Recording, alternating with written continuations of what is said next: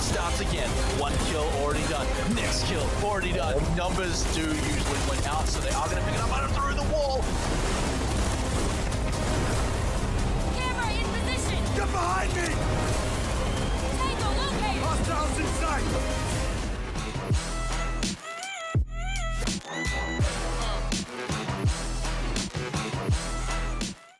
Kia ora, g'day, and welcome along to the final episode of the round robin stage for LPL Pro Season 3 of Rainbow Six Siege. My name is Matt Smite Ross, this guy's name is Cthulu, and we're going to be bringing you the games tonight. Man, we are so close to wrapping things up and getting on to the playoffs. Yeah, we finally managed to close out and tie in the final loose ends, and finally found ourselves the top 4 teams that will be making it to the playoffs. As well as that, we pretty much finalized who will be sitting in the relegations as well. Yep, relegations all locked in, and even the top 4 actually all locked in as well. Although, we're going to get to all of that a little bit later on, because we've got to remind everyone exactly how things work here at the top of the show. Now, because of course, if you're just joining us, here is how things work. It's a round robin to kick things off, and we've had 8 teams. So, we've been saying it's the final week. This is week number 7. So, every team will have played each other at least once by the end of tonight, and every match has been a best of 2. So, they're all looking for that 2-0, and then at the end of the round robin, which is tonight, we're taking the top 4 teams and taking them to playoffs. Exactly, and this is exactly what they're going to be playing for. That is the money, and then, well, the bragging rights as well, obviously. But really the money. Yeah. So quite a fair bit of incentive for all 4 of the teams to really push it to the maximum, push it to the first place, and see what they can get and what they can make out of it. Apart from that, really, well, all 4 teams will still get a reward, and will still be able to walk away with quite some money. Yeah, I mean, we've already got the 4 teams sorted. It's just going to be about who cracks that 3K. Now, for everyone else, or maybe even some of the players in the top 4, there's a few other ways that they can earn some cash, one of them being the Vodafone Mvp Award. This one being for, well, the most valuable player at the end of the whole season. That's going to include playoffs as well, so you've got to keep watching for that one. But once we decide who that's going to be, they're going to be walking away with another $250 at the end of the season, all thanks to Vodafone. So definitely keep your eyes out for the godliest of players tonight, and even through the playoffs too. Now, Cthulhu, there's also another way that players can show off in game, but this one is for the viewers. This one is for you guys at home. Get in there and vote. All you got to do is !vote in the chat to find out how, and then once you have voted, you'll be in the draw to find out if you're going to be one of the 4 random voters that wins a year's supply of Red Bull. Pretty sweet stuff. Oh yeah, that's absolutely amazing. And as well as that, the players that you will be voting for will also be in a chance to get themselves $500, the Red Bull fridge, and a year's supply as well to put all of that Red Bull into the fridge. Otherwise you got an empty fridge. Exactly. Right. So both sides get into a win-win situation, and well, all you need to do, like Matt said, exclamation mark vote, and well, get to it. Yeah, it's as easy as that, and then everyone wins, except all the people that didn't win. But, you know, there's a chance you're going to win, so get in there and do it anyway. Now, of course, we've also partnered up with the Esports Assessment Lab, and this is a fun little test you can go online and do. You can find out exactly how your brain works around esports. These guys have been working on it for a while, and I actually had one of my friends jump onto Esports Assessment Lab, so shout out to Theo out there. I love you, I miss you. But, of course, if you guys want to jump in there and give it a test, you can use our code LPL Gaming, all caps, no spaces, and you can give it a try for free. And to find out a little bit more info, !EAL in the chat, and you can find out anything else you need to know. And the best part is, Cthulhu, the best part is they can compare their score to Campo. Exactly. And well, Campo is actually going to be playing tonight in the later matches, and well, you potentially, if you get a higher score than him, you could potentially just completely just add him on Twitch chat or Twitter and just say, yo, I'm actually better than you. Yo, yeah, what's up? You know, you made playoffs, but hey, I got a higher score than you, so I must be better. But hey, you can't do it unless you actually do the test, so get out there, give it a go, so that you can talk some smack to Campo, I guess. Now, Cthulhu, we've been hyping this one up as the last night of the round robin, but we also had a last night too, because it's the whole week to tie things up here at the end. Yes, yeah, we had some really good matches yesterday. Bans versus Ferox.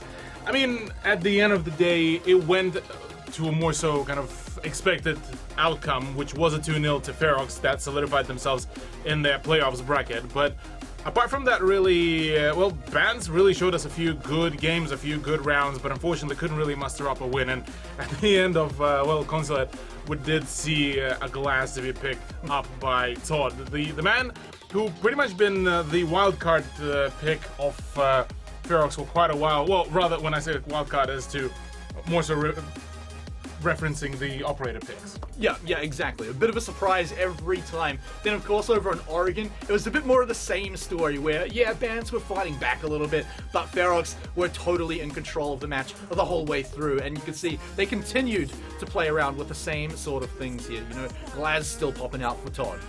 Yeah, things were definitely working out quite well. And look, Bands gave a good run for Ferox's money, really, even though that it wasn't as close of a scoreline that we probably would have expected, but it definitely looked like this was a comfort ground for both of the teams, really. It's a good showing of what we could see Ferox in the playoffs once they make it there next week. Now, of course, we also had Exto versus Elemental, and this one was big because Elemental got their first map win in a long time. Yes. And differentiated themselves away from the relegations. Yeah, they stopped really caring anymore about the tiebreaker that there was between themselves and Bands Gaming, and finally got themselves out of that possibility of being outed into the relegation. So that's a good story here for Exto, as well as that, or rather Elemental. For Exto, though, they kind of more so played just for the fun of it, and maybe for a little bit of an upset potentially, given that they didn't really make it into playoffs, but they were very far away from the relegations as well. Yeah, that's right. Like, Exto couldn't make it into playoffs at this point, so this was, all things considered, really just a bit of a fun match once we got to Consulate, really, because we ended up on that map, and, you know, people were just having fun at that point. Of course, Exto tried to get away with not taking it 100% seriously, but very quickly they realized they had to match Elemental. They did take map number 2, though, and it ends up with a leaderboard that looks like this. Only 2 more games to round this one out, and Cthulhu, the big thing about the bottom 3, Elemental, they inched ahead, but let's look at that top 4. Yeah, the top 4, tonight's games will be pretty much deciding the seeding for the playoffs. Rufflecopter currently sitting on the top position and only a single point away from the tiebreaker that is between Ferox and PC419. And while Ferox already played out their games, PC419, Skyfire, and Rufflecopter are still yet to play their games tonight. So curious as to what will be kind of the end seeding, but I believe we are expecting to see Rufflecopter to kind of stay around on the top position, whereas it's kind of a debate between PC419 and Skyfire. Yeah, but really it's going to depend on the matches we've got tonight. That is going to be what decides how that top 4 is going to be looking. And you say, you know, we expect Rufflecopter to stay at the top. You look at the second match and you can kind of see why, right? Because, yeah, Skyfire and PC419 can contest. They could take that top spot, but they're playing each other and they have to get a 2-0, and they kind of have to hope that Rufflecopter don't get their own 2-0 later on. Exactly. And it's against ShatterNet, who are still yet to pick up a map win. So unless some kind of miracle happens, then you're looking at Rufflecopter probably staying at the top. Yeah, there's quite a pretty hefty chance that Rufflecopter will just come out victorious with a 2-0. Whereas between Skyfire and PC419, things are not yet as certain as they could be. I mean, obviously for Ferox, they potentially going to be just only looking at the 4th position no matter what after tonight. But even then, it is going to be quite a interesting matchup, to say the very least, because Skyfire has been actually getting better and better by every match. So is PC419. This is by far one of their best looks so far throughout the whole of LPL Pro, throughout all of the 3 seasons. So, look, I'm just excited to see all these teams play it out tonight. Yeah, look, Cthulhu, we also get to find out what that top 4 is going to look like. I'm keen to find out what it is, so let's waste no more time. Let's just start getting into this first match. First up, we've got Skyfire, and this is a lineup that's barely changed over the season, right? They've kept the same players, the same superstars, and they have done well.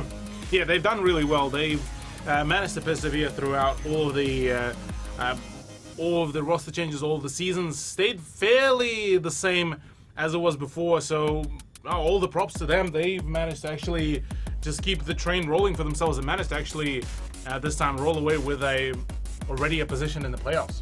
Absolutely, and their opponents, who we have said have been looking for a season that looks like this for a while now, they finally found it. PC419. Not a single hair on the top of their heads. It's all that energy has to go to the brain power these guys put out. Yeah, definitely. Look, all of these players are pretty much at this point seasoned veterans of Siege. Vlad, Tesla, Shaq, Pun as well. Pun specifically, the man has been grinding away at Siege for quite some time now. Same as Shaq, as a matter of fact. And look, the whole squad as it is, they've been doing some amazing work. Yeah, a shout out to, just before we move on, Steffi and Tesla. I think they've been having really good games more recently, so I think keep your eyes on them to see if that does keep up. But on another individual level, Cthulhu, is that our key player matchup. So first up for PC419 is going to be Vlad, and then of course Skyfire's representative is going to be Smacker. So these are two powerhouses we're putting up against each other here. Oh yeah, both of these players can lead their squad pretty well, and well, frag out pretty well. Mainly Smacker, I'd say, even more so than Vlad in a fair few occasions. But here it's more so kind of, I suppose, Skyfire's nowadays a much more controlled aggression against PC419's kind of overall composure, their chemistry, and their experience as well throughout some of the earlier seasons within the competitive Siege. So it's definitely going to be a very interesting matchup, and it would very much depend on what maps we're also going to be seeing played out. Yeah, and speaking of those maps, let's start talking about them, because the first one we're going to see, well, it's the Skyfire special. It's going to Coastline. It's their map pick. And then later, it's going to be Oregon, picked up by PC419. So a little more standard. You know, we see this map picked up a lot, but I mean, Coastline, some teams pick it, but Skyfire's got to pick it more than anyone else in LPL Pro. Oh yeah, Coastline is going to be a very close to their heart kind of map, where they've played quite a fair bit of it. They know ins and outs of it, and this was their kind of staple map for quite a while. Whereas for PC419, I mean, they've played it a few times as well, but I don't think they will be as much of the seasoned veterans as Skyfire are. So with that said, they are going to be the ones to start things off on attack, funnily enough. And the first band to come around is going to be the Nomad. Now, Nomad is going to be a pretty decent band, given that the roaming on Coastline is very crucial for the success of the defense. Yeah, and the roaming from PC419 too. So, you know, both teams are going to want to roam, so I think they'll both kind of benefit from the Nomad ban. The next one coming out, I was going to mention this one, Blackbeard. He shows up every Coastline game in the bans at some point, so just get him out of there before someone picks him. Yeah, BB certainly can assert quite a fair bit of dominance as well through few of the windows that he can peek, as long as he can make him just more so just pixel peeks. It's going to be borderline impossible to take a fair gunfight against him at that position. Now, Valkyrie to be banned out on the defense is a pretty good decision, given that, especially on Coastline, she could hide around her cameras in the palm trees outside, and all around the map she could pretty much just gather so much information without the attackers even noticing it without the IQ. Yeah, and Skyfire, well, they've been left on mirror duty for banning, so let's see if they actually hold up to their end of the deal, and it looks like no. Looks like it's going to be Wamai taking off, so still a powerful ban, but mirror's now left open. I'd say Wamai here is going to be a much more powerful ban than the mirror one, just for the sheer fact that that Wamai has been part of a fair few teams' comps quite a whole lot, so with him being out of the equation, it could certainly throw in a spanner in the works of a few setups, whereas, say, with Mirror, you can still counter that operator fairly easily nowadays with the sheer amounts of hard breaches that you have, the sheer amount of grenades, soft breaching from down below or from up above. So, yeah, there's quite a few ways about it. So I don't think it will be as much of an issue. Now, looking at the lineup that PC419 are bringing, though, now that one gives me a few question marks here. Well, we've got Glaz and Amaru. At least one of those is sticking around, but it looks like both of them are going to be sticking around. So, very, very interesting play. Remember, this is not like last night. This is not like last night where you have teams like Ferox who can just kind of be very confident and play whatever they want and have some fun. This match, while it won't change who's in the top 4, can very much change the seeding. If you lose this match 0-2, you could be sitting in 4th seed and have to play Rafflecopter in playoffs. Yeah. Now, here's my theory here. Now, the fact maybe PC419 somehow knew that this would be a penthouse pick. brought in the glass that will be sitting actually at the garage area just outside of the main building to the northeast, I believe. Yeah, to the northeast of the building, which is a separate rooftop that you can go prone on, and you can have actually a pretty long angle right into the site via that double window. Whereas the Amaru pick definitely has me a little bit puzzled there, just for the sheer fact that I don't think, or rather I don't expect PC419 to go for the rush strats, but it seems that maybe I'm just about to be proven wrong.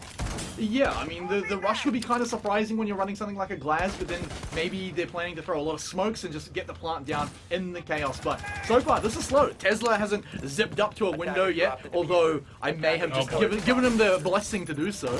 And here he comes, but Archie, hell, he was ready for it. Yeah, I'm pretty sure Tesla got quite a spook there. Shaq already got a bit of a trade. There's already a drop down by Pun.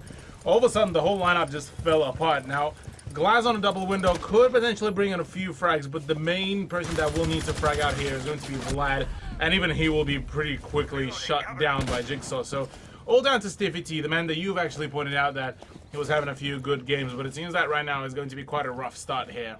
Yeah, I mean, 1v4 is never good, but Glaz can definitely find it a little bit awkward. You know, he's not pumping around with a shotgun or an SMG or anything like that. It's a sniper rifle. It's very slow. Archie, he could have taken the shot. Oh, no. He lets player die before he blows Steffi T up. But hey, I suppose if you're going to do it in style, a teammate's a worthy sacrifice. Yeah. Plus it kind of rubs into Stiffy T's face, just kind of like, well, you tried to maybe frag out and go, run away from your fate, but you couldn't. That's it. But yeah, wow, that was very quickly shut down by Skyfire. I mean, to be fair though, it was very quickly initiated by PC419. You obviously saw the Amaru zip right in as we mentioned it, and it just kind of felt like PC419 were trying to just get in at different points of the map and hoping some of them stuck. I mean, that's what it looked like to me with the sledging down and the Amaru in, but Skyfire proved very quickly why that can sometimes backfire pretty hard. Yeah, for PC419, it seemed that they were kind of just trying to poke around and see what is up with Skyfire's defenses, but it seems that Skyfire are pretty dead set on trying to get themselves into the higher seed just to see if they can avoid maybe the Roflcopter. Although I will say that a fair few teams will be very confident about their setups and plays against Roflcopters. Are they like doing rock paper scissors to see who has to open the wall? Nah, I think it's more so just like a kind of like, oh, you want there, or maybe you want it there, maybe you want it. Yeah. Do you want the hole in the floor, maybe?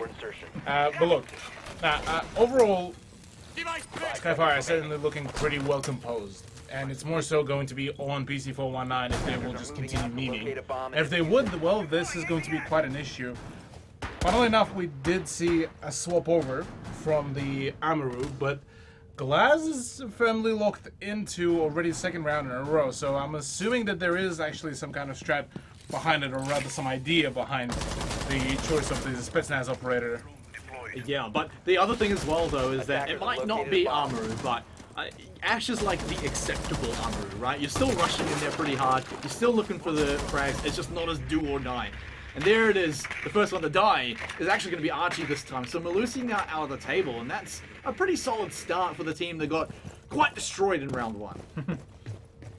Yeah, actually, Archie was the first one to open up the first blood in round one. Now it's first blood on him in round number two. And yeah, Malusi being out of the equation, that definitely takes out the C4 from the defense. But Mateus to get rid of Steffi. Now that is, well, once again, the sniper out of the equation. Not as much of the utility lost, but it's more so the smoke grenades that will be missing out there.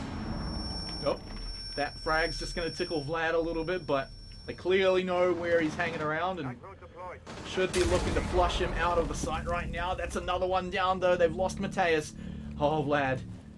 That Banshee is whirring pretty hard around him, so they definitely are getting the notifications that he is around, but are they going to be able to do anything? They're hanging tight for now as they've lost yet another defender. Now it's just player and Smacker.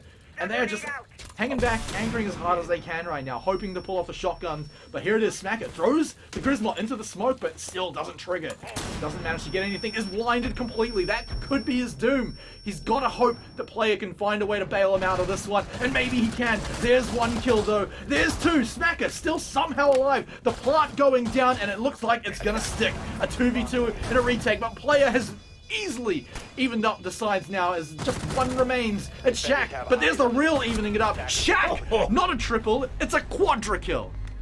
Absolutely nuts of a fragger there.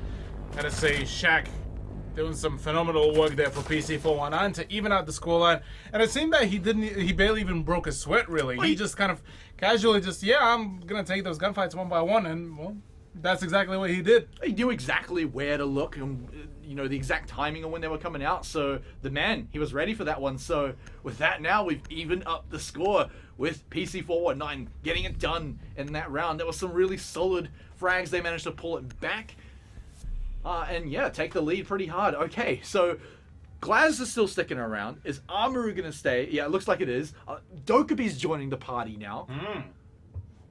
Yeah, the Dokubi pick could be huge here, just for the sheer fact of, well, info gathering, but Jigsaw is seeming to be quite need to locate and either excited or scared about that that pick maybe. And look, from what it's worth, PC419 certainly the fans of just mixing things up here for themselves, bringing in a Glass, bringing in the Dokubi, bringing in the Amaru. Now that is a spicy mix up for pure chaos. I mean, this is just purely going to be relying on some pretty sick frags here coming in. I expect a pretty quick rush. They can bring quite a lot of smokes now that Dokubi's joined the party as well, so that'll help Glass out like just a little bit if they can get the proper angles for it, but we haven't really seen those angles actually happen yet. So with that, it might be a bit rough, although dropping someone at the start of the round, that is never fun. Yeah, I'm not too sure if the rehost is going to be called, because I don't think there were any interactions between the teams just yet, so they are being very cautious. But it seems that no, the rehost will not be called, so I'm gonna keep on playing it out at least for this round. But look, the Dokubi Glass combo could have really worked out, as Vlad just copped the bullet to the head, and it could have worked for the sheer reason of just being able to ping the phones, as well as that, the smoke grenades and the thermal aside. Smacker, meanwhile, finds a frag, potentially could be going in for another one. He does. That's a triple for the man, and just like that, it's a full-blown shutdown. Yes, I think Vlad definitely says it pretty clearly that we do need a rehost, so we're going to be jumping out of the game in just a moment, folks, so stay tight. But that is another round. PC419, Skyfire did pick up that round, so, you know, that one's still counted, but we're going to make sure we've got all 5 players on both sides, so we're going to go for that rehost here. That's correct. Yeah, I mean, that round, I mean, apart from obviously the disconnect at the start, maybe that played into it a little bit, but careless is what it feels like. I mean, you had PC419, 3 people drop down the same hatch with Smacker waiting for them. Yeah, they were kind of initially maybe thinking that, hey, maybe we could play it out, but the moment they lost it to KB, it was kind of all that could have been done really. And yeah, dropping down through the hatch, all 3 of them, kind of was a little bit of a odd mistake, but it felt like me though that their hearts just weren't really in that round, right? I mean, obviously starting on a 4v5, and by the time the carelessness started happening was after Vlad had already died, and he's the only one that didn't go down that hatch, right? He died in a completely different spot, so at that point you're at 3v5, so we might call it carelessness, but I think, to be honest, it might just be, their hearts just weren't in that round, which is fair. I get it though, but yeah, they're gonna want to start picking it up because they've got 1 round so far. It's not like this match is over by any means at all. Like, it's totally winnable. Yeah, there's still quite a fair few rounds for us to witness between these 2 teams and see whether any changes can be made or any changes to the rather leaderboard will be made in the further games. But look, at the moment, I'm liking what I'm seeing from both teams. Skyfire certainly are able to log down few good angles.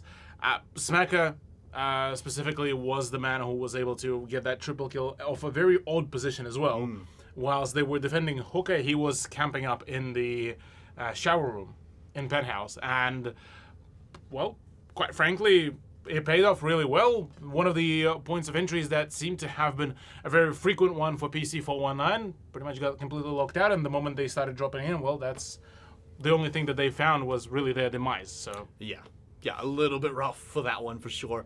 But while we just have a little bit of a moment here, we do get another opportunity to talk about the fact that, you know, they could be hiding strategies right here. Yeah. Is that because this match only affects seeding and it's so kind of volatile that even your own match might not really lock anything in short of a 2-0, they could confidently hide things.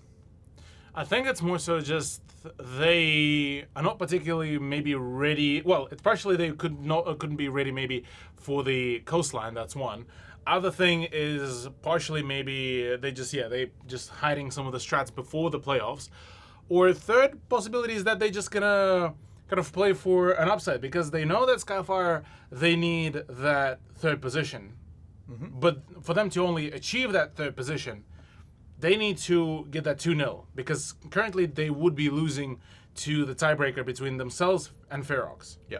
So with that said, even say if PC419 will play out for a draw, it still technically puts them at the same kind of the bracket, quote unquote, from third seed to second seed. Yeah. So your match doesn't actually change, but the important thing is it does lock you away from having to worry about any kind of tiebreaker issues with Ferox, right? Oh wait, no, yeah, tiebreaker won't be an issue either way because Ferox are already on 13 and the two teams are right now 13. Yeah, Sorry, so bad. one map win here for either team would keep them away from the fourth seed. That would be probably the most consistent and biggest prize they can get from tonight.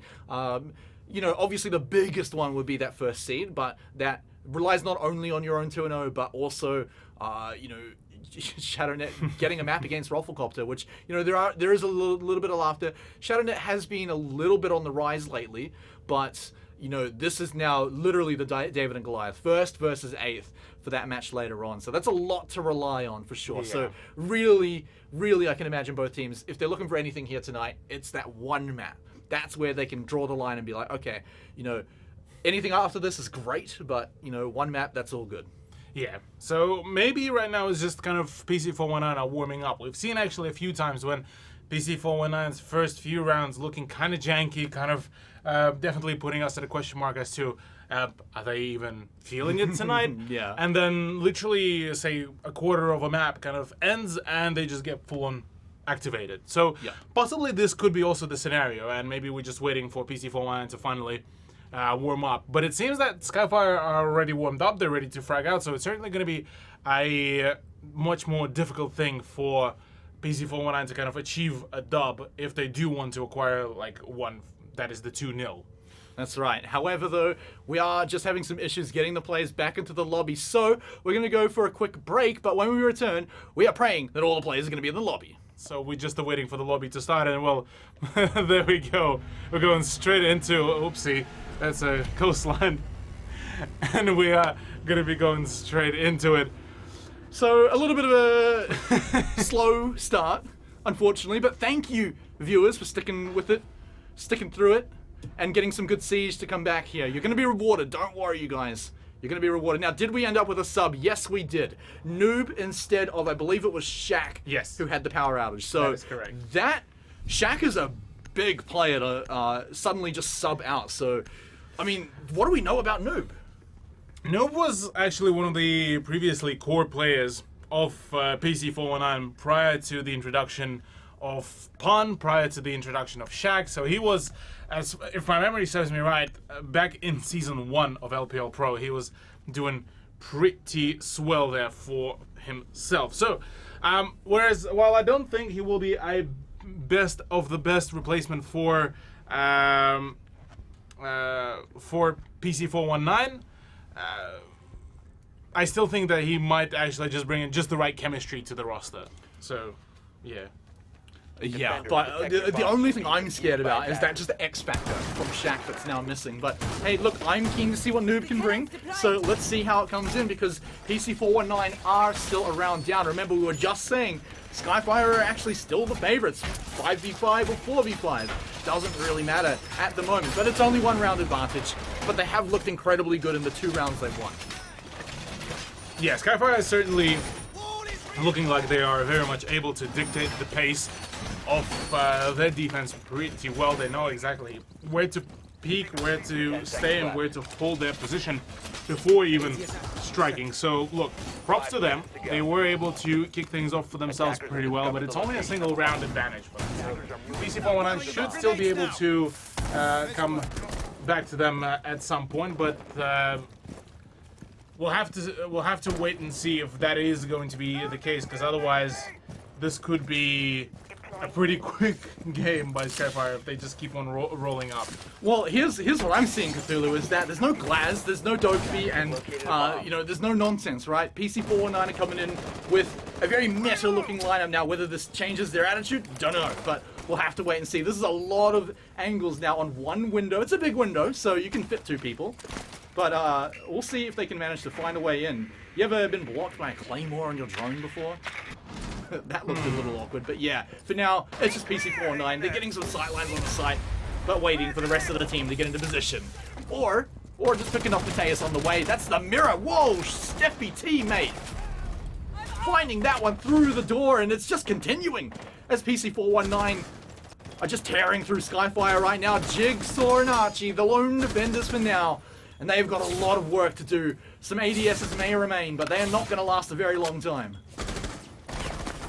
Yeah, ADS is certainly not going to be holding this position for too long. Jigsaw is the one that is just attempting to go in for the swings, and successfully so will be finding the shot onto Noob. So already that is the play, and well, Jigsaw actually able to run away with 95% of his HP out of that site. Although Tesla does very much wants to find that frag, but a pistol against the SMG-11 could be huge, but just a little bit too unprepared. The last man standing is Archie. He has the C4, but couldn't really long arm it, so well, now he's about to get pressured from all the possible positions. Yeah, I mean, just threw it out a little bit too late, and that's how you do a C4 with a frag grenade, as Tesla shows him how it's done to pick up the round. But now we've evened it back up. Looks like Noob stepping in may have saved the day here for PC419. Oh boy, but there it is. Round number 5 now.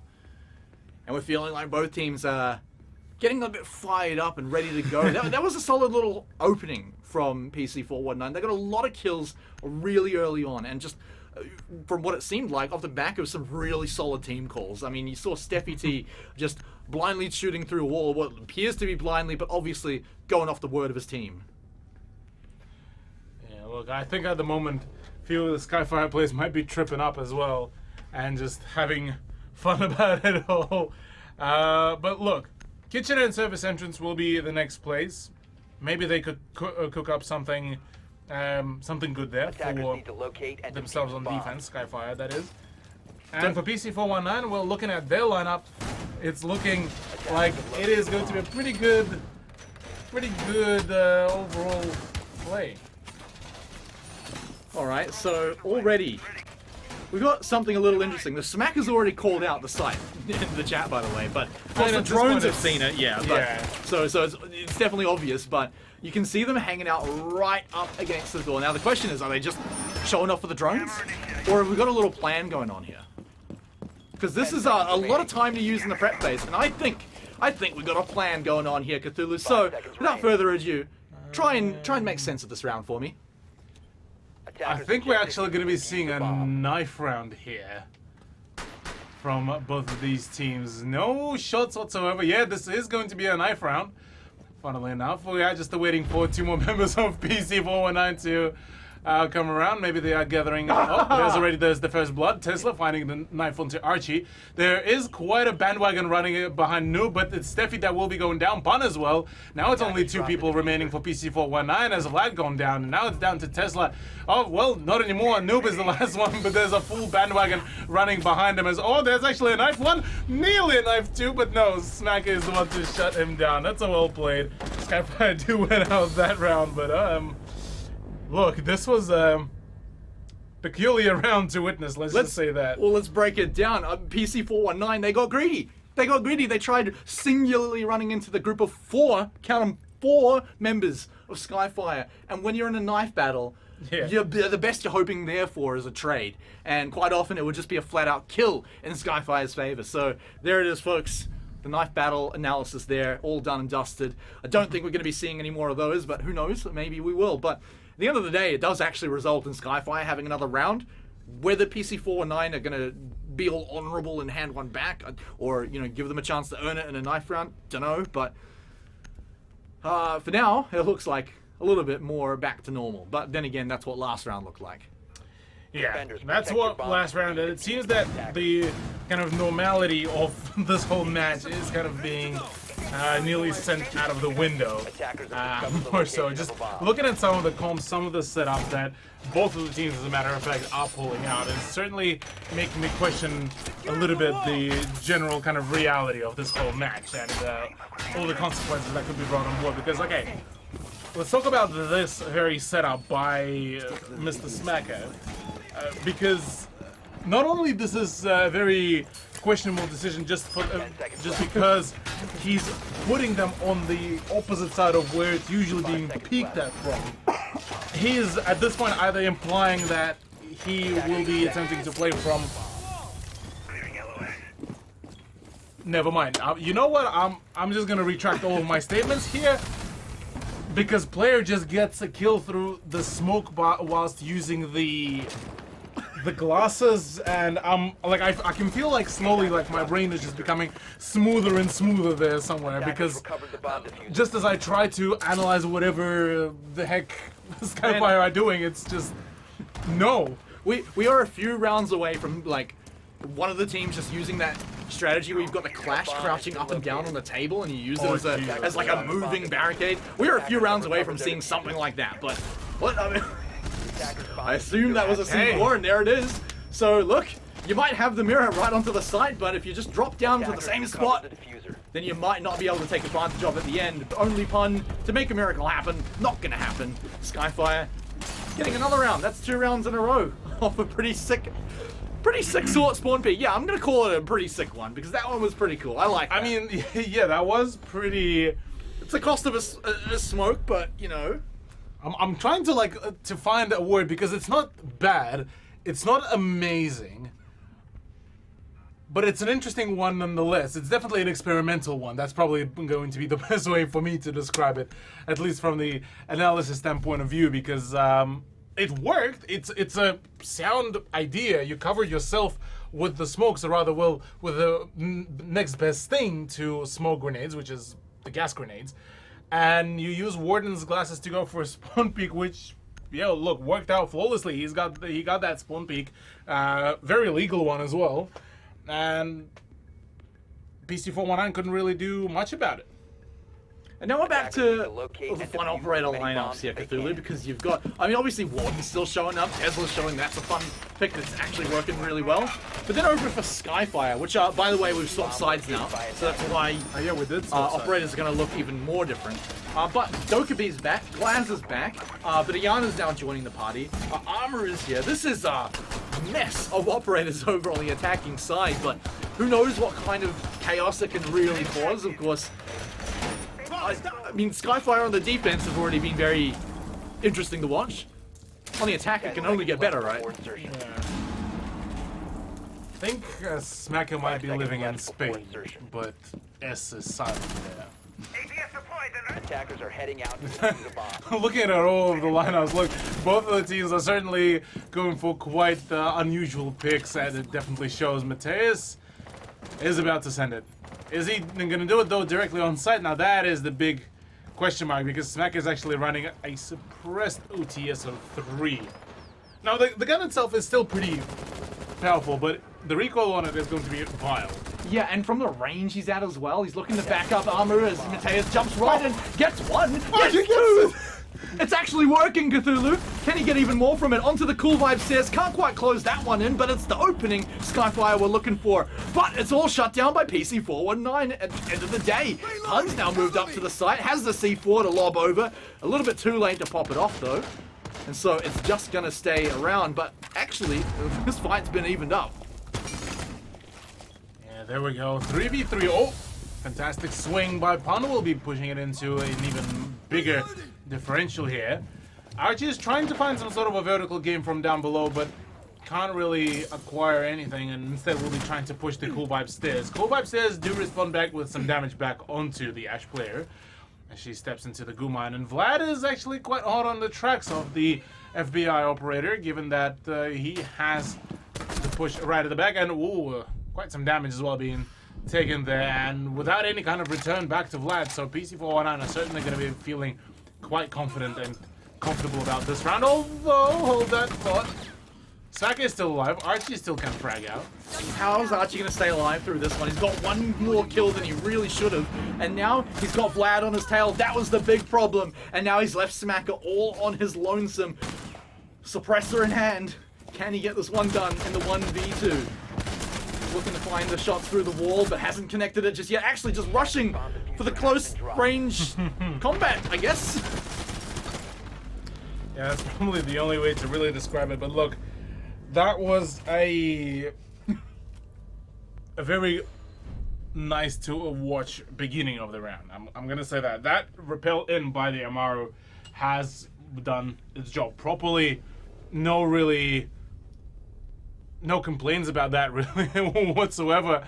For PC419 though, a little bit of a sloppier defense at the beginning, but it's more so just the sheer fact that they were caught kind of with their pants down with this rush. Yeah, I mean, you're either ready for the armor or you're not, and in this case, they weren't. They lost 2 members right at the start for it, but eventually did trade it back. But yeah, it was a solid opening from Skyfire for sure, but they're going to have to continue openings like that to try and increase a lead here, because you've got PC419 now catching up. It's only a 1 round difference now, so even with that 1 round they earned from that knife round, that gap is closing. Yeah, with the gap now closing down harder and quicker, it seems that Skyfire are kinda still trying to meme it up a little bit maybe. PC419 still attempting a few interesting comms, at least in the pick phase before the 6 pick comes around. But now this is looking a whole lot more serious. The only probably unusual pick that we're seeing from both of the teams is the Mateus pick onto Ying, so that's probably the only odd one out of all of them. And even then, I reckon the Ying pick is going to be quite a good addition to the current playstyle of Skyfire. Yeah, I mean, Ying's been showing some presence lately, so like it's even then, as the most odd pick, this is pretty normal. But Tesla is going to deny anything from Smacker here on the opening, and we'll just get away from it. Scot-free too, so he's got a full health bar to work with. Another one falls, as that's Jigsaw now down, and this attacking force is being stimmied pretty hard. Yeah, look.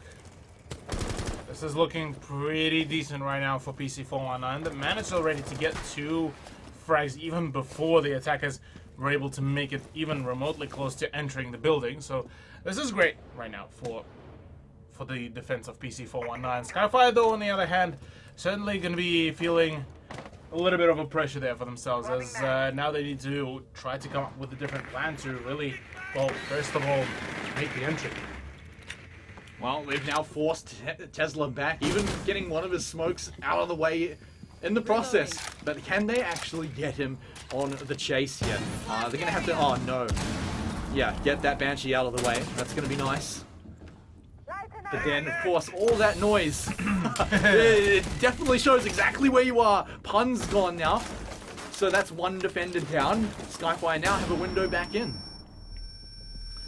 Most definitely, although still quite some movement needs to be done to actually make it right out to side, but at the very least right now PC419 are still being able to keep Skyfire at bay for the most of it. Tesla finding his 2nd kill with the FMG9 is certainly doing quite a good job, and did most certainly take the page out of Ferox's defense last night with the usage of the FMG9 rather than the shotgun and SMG11. But the frag grenade from Archie should at least deal some damage to Noob, but to no avail.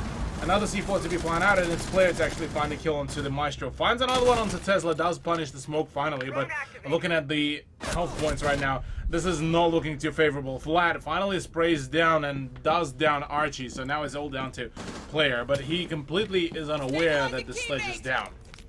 Oh, player. He's managed to get his teammate back up, back to a 2v2. Not very healthy, either of them, though. So, Vlad, if he can get the jump on them, could easily just pick up both of them. Although, PC419, they themselves are not all that healthy either. So, this could easily just come down to who sees the other person first, who can click on the other guy first. And with only 20 seconds to go, the pressure is certainly on Skyfire. They've lost player. Archie, the only one left. And he has got a big job on his hands. 1 kill, excellent work. But he needs to get that second. He cannot go for the plant. He needs to find Steffi. And it looks like he's given up. So PC419 are ready to claim the round. Maybe. Yeah, there it is. Yeah, maybe. There we go. Steffi T to shut down Archie at the end. Will be pushing PC419 back to the very favorable scoreline here. And, well, that's all that could be really said about that round. It's a pretty good defense now that all the memes are aside, and this is what I've been talking about previously is, well, PC419 are finally seeming to be activated. Yeah, here we go. That was a really solid defense because they got 2 frags super early on. Particularly Tesla could just get away from a lot of it for free as well. He did die later on, but just completely disconnected to everything else. And so, as you said, we've evened it up now, 4 apiece. So anyone's map still here on Coastline. Skyfire's map pick, remember. And also, reminding you that picking up just 1 map tonight, just 1 map will guarantee you not 4th seed. You can be 1st, 2nd, or 3rd, but not 4th. And that is all, that could be all either of these teams are looking for here. Just 1 map win. Just 1 map win will definitely make things a whole lot easier, as a matter of fact, for both of these teams, because that will pretty much just a 1-1 scoreline will guarantee that they will just get to play each other once again in the playoffs in the first round, which, I mean, not a bad idea. Although I would imagine that Skyfire would prefer to play against Ferox, given that Ferox have seen a bit of a shakier season comparative to PC419. There's still no easy choice, though. It's still not an easy choice. Neither of all the 4 teams will be an easy choice. I'll have to say that. But maybe for Skyfire here and for PC419, having a little bit of a fresher memory about some of their opponents is going to be maybe a better idea. Who knows? Well, that's all in the semi-finals, Cthulhu. Here we are in round 9 of the last round robin match for both of these teams, and here it is. Jigsaw, a clean little pop-off here. Gets the head of Pun, and that is an excellent way to open up the round. Pun was a very impactful player in the previous round, so getting rid of him is a good beginning here. Jigsaw now, if he can find another frag here, could have been huge, but instead just takes a ton of damage from the sunrise, and well, it's player to actually start making some pushes here on the reception desk. Yeah, but you look at the attacking, they've been bitten up a little bit here, but they really just need to clear these guys who are just constantly firing through these rotation holes. Well, not even rotation holes, Vlad has found his own prey, both of them actually, as he claims Steffi as well. Not sure where he was, but he lost his head in that one. That actually ends up with a PC419 actually a man down. Vlad kind of almost self-roasts himself, said, I'm crazy, he's just cracked.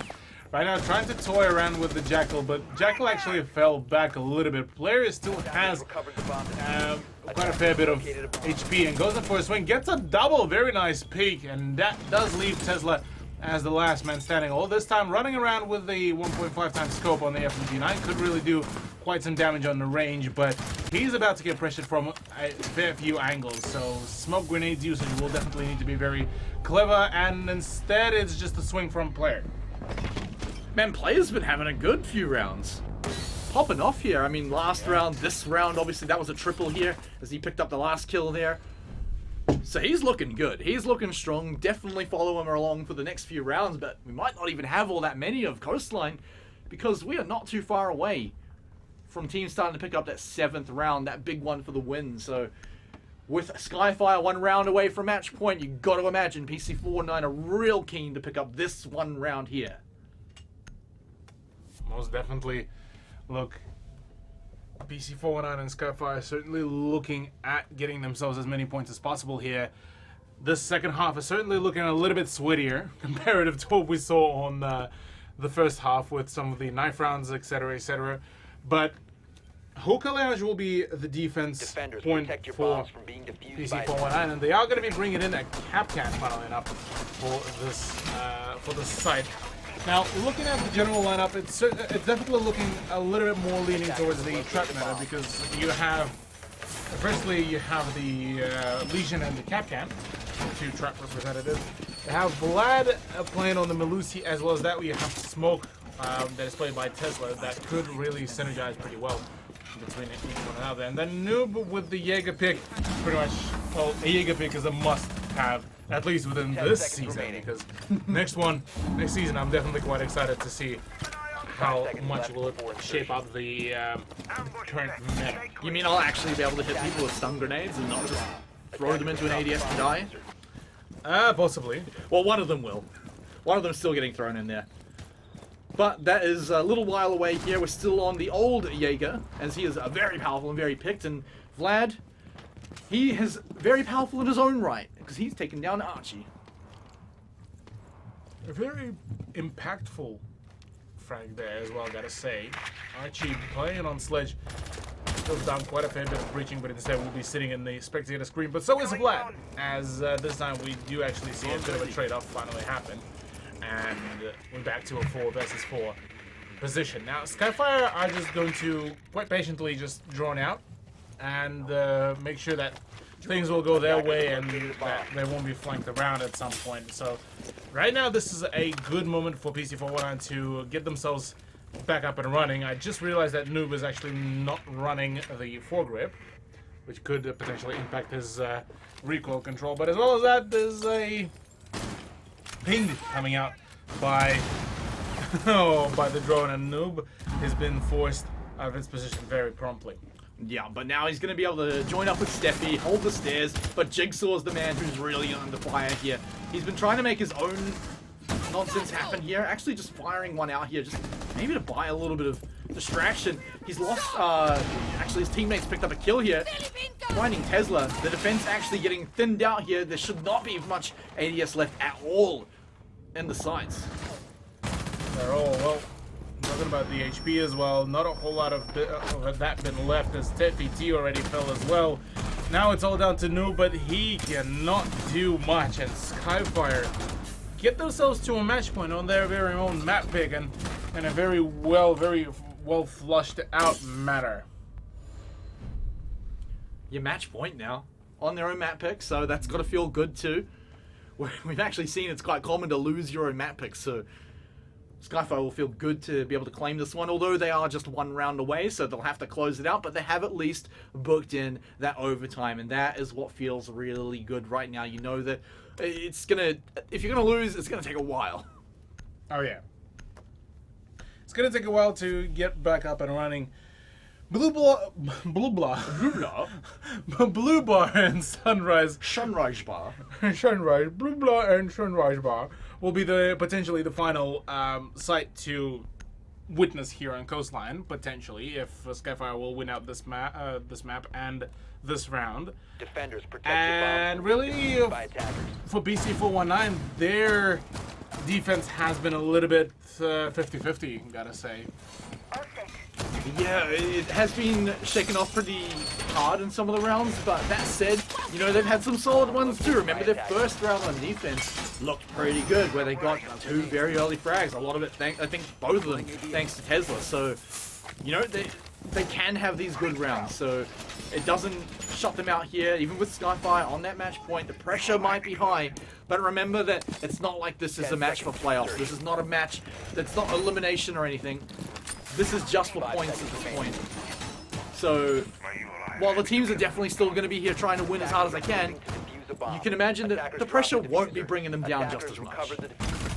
Oh yeah, no, this is definitely not the end of the season, not the end of the day for either one of these teams. So yeah, this is still just more so just an enjoyable kind of friendly, well, quote-unquote friendly match, which could see us,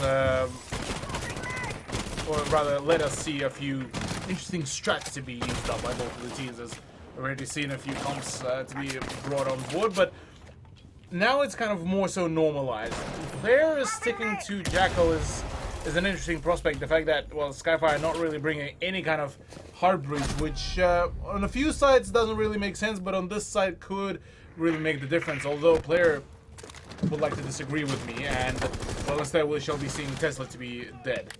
Yeah, the thing about player is that he has been actually getting some solid results the last few rounds. So as I say that, Smacker gets his own result, but yeah, player on the Jackal, he might not be able to hard breach, but he can get the frags, just like Noob can, as he gets a double kill here on the Maestro. Could have saved the round, although they still have some hard work to do with those low health bars. Well, definitely Vlad is going to be waiting at that pixel spot to wait whenever somebody goes in for the peek, and well, rightfully so. Jigsaw might just walk into the sights of one of the defenders. There is some information that is coming out about the whereabouts of the Zofia, but they still are completely unsure about the other two players. Frag grenade flies in.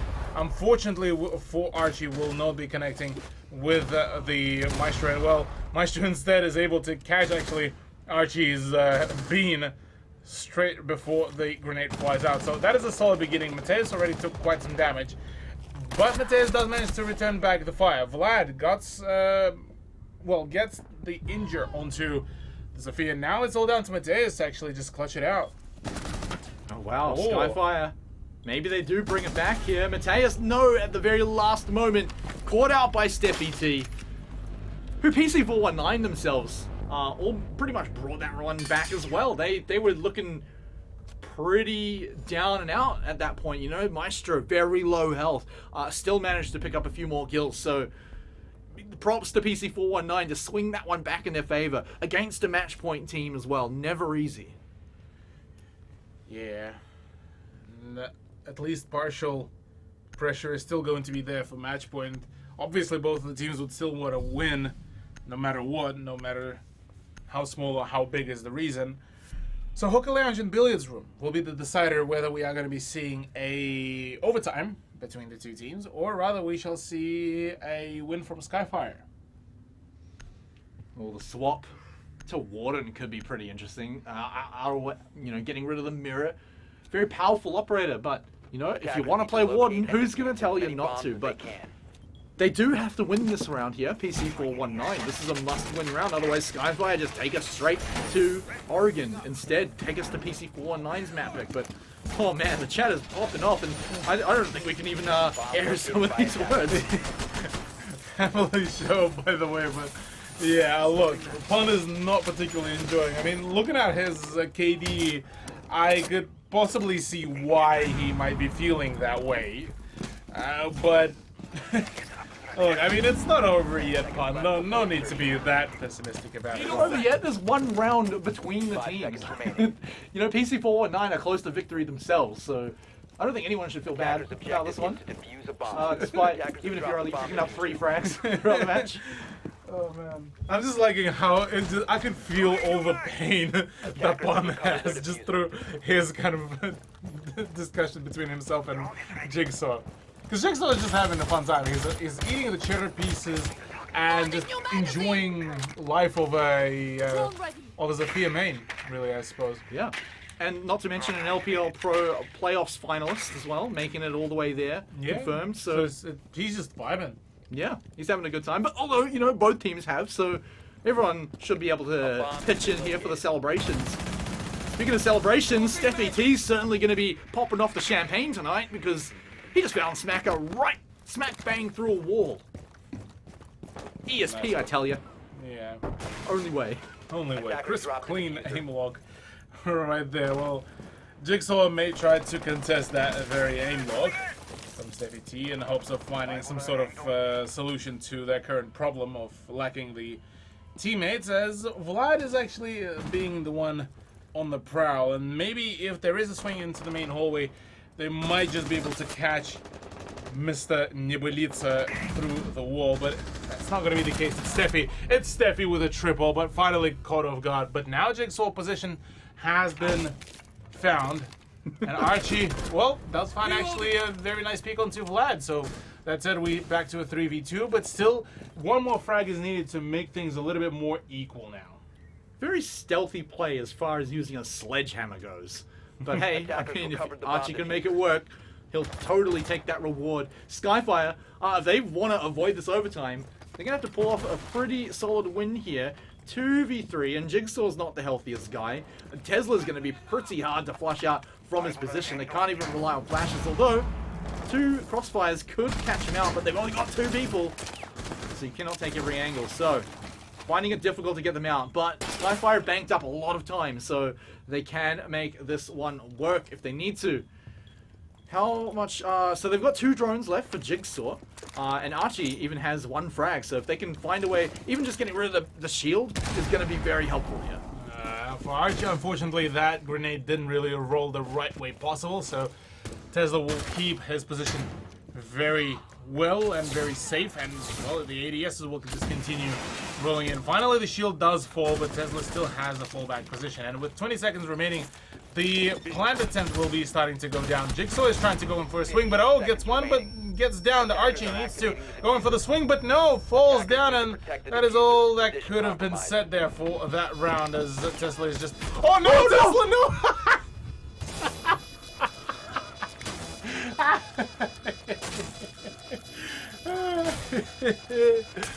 Oh, Tesla. Oh no. Attempt failed. Defenders win. Oh, why couldn't that save the round? Why couldn't that save the round? That would have been so funny. But, I mean, Noob gets it in the end anyway, so PC419 do give us overtime, but... that was great! That was great! More of that! More of that. I think we actually got Tesla a crash as well. Yeah, there goes Tesla as well. But the issue is, PC419 just used up their rehost, so they're gonna be preying on Skyfire to maybe do it out of professional courtesy. If not, well, it's a 4v5. We are getting the call that they are able to. No. Okay, it looks like never mind. Okay, you're right. There is no rehost, no reconnect. 4v5. Will Skyfire hand this one over, or will it be earned here today by PC419? Only first round of overtime. That is correct, and it's good to be PC419 continuing their defense on OT. So, well, we're just gonna continue playing it out and see what is up, what can be done. But yeah, that round ending is... that is like... That's close to the alibi ending, the one we had last week. Oh yeah. That was great. Funnily enough, I had this this similar thing happen in a game of, well, it wasn't a comp game, but it was in a game of casual, where I actually had one of the friends who did withstand with the C4 laying right in front of him by Valkyrie, and he ended up shooting Valkyrie faster before she even pressed the detonator. No, that's not fair. That's not cool. Not at all. So I very much like this outcome. Well, the outcome that nearly was achieved by Jigsaw, but hey, we finally got Tesla back, although unfortunately within this round he won't be playing it out, so Vlad instead will be taking all the damage. Well, yep, all of it indeed, as he takes about 2 people worth of health points there. As that is quite a lot of damage just shoved onto him. Now we've got that 3-man defense, but this time Skyfire have way more people and way more time to get this one done. So you've got to imagine they're looking to take this first round of overtime, but it isn't over just yet. And technically we've only lost 1 person in the form of Vlad. And Pun now, though, he's been under a little bit of fire, but has an escape path if he wants to get out of here. Is he going to get caught off, though?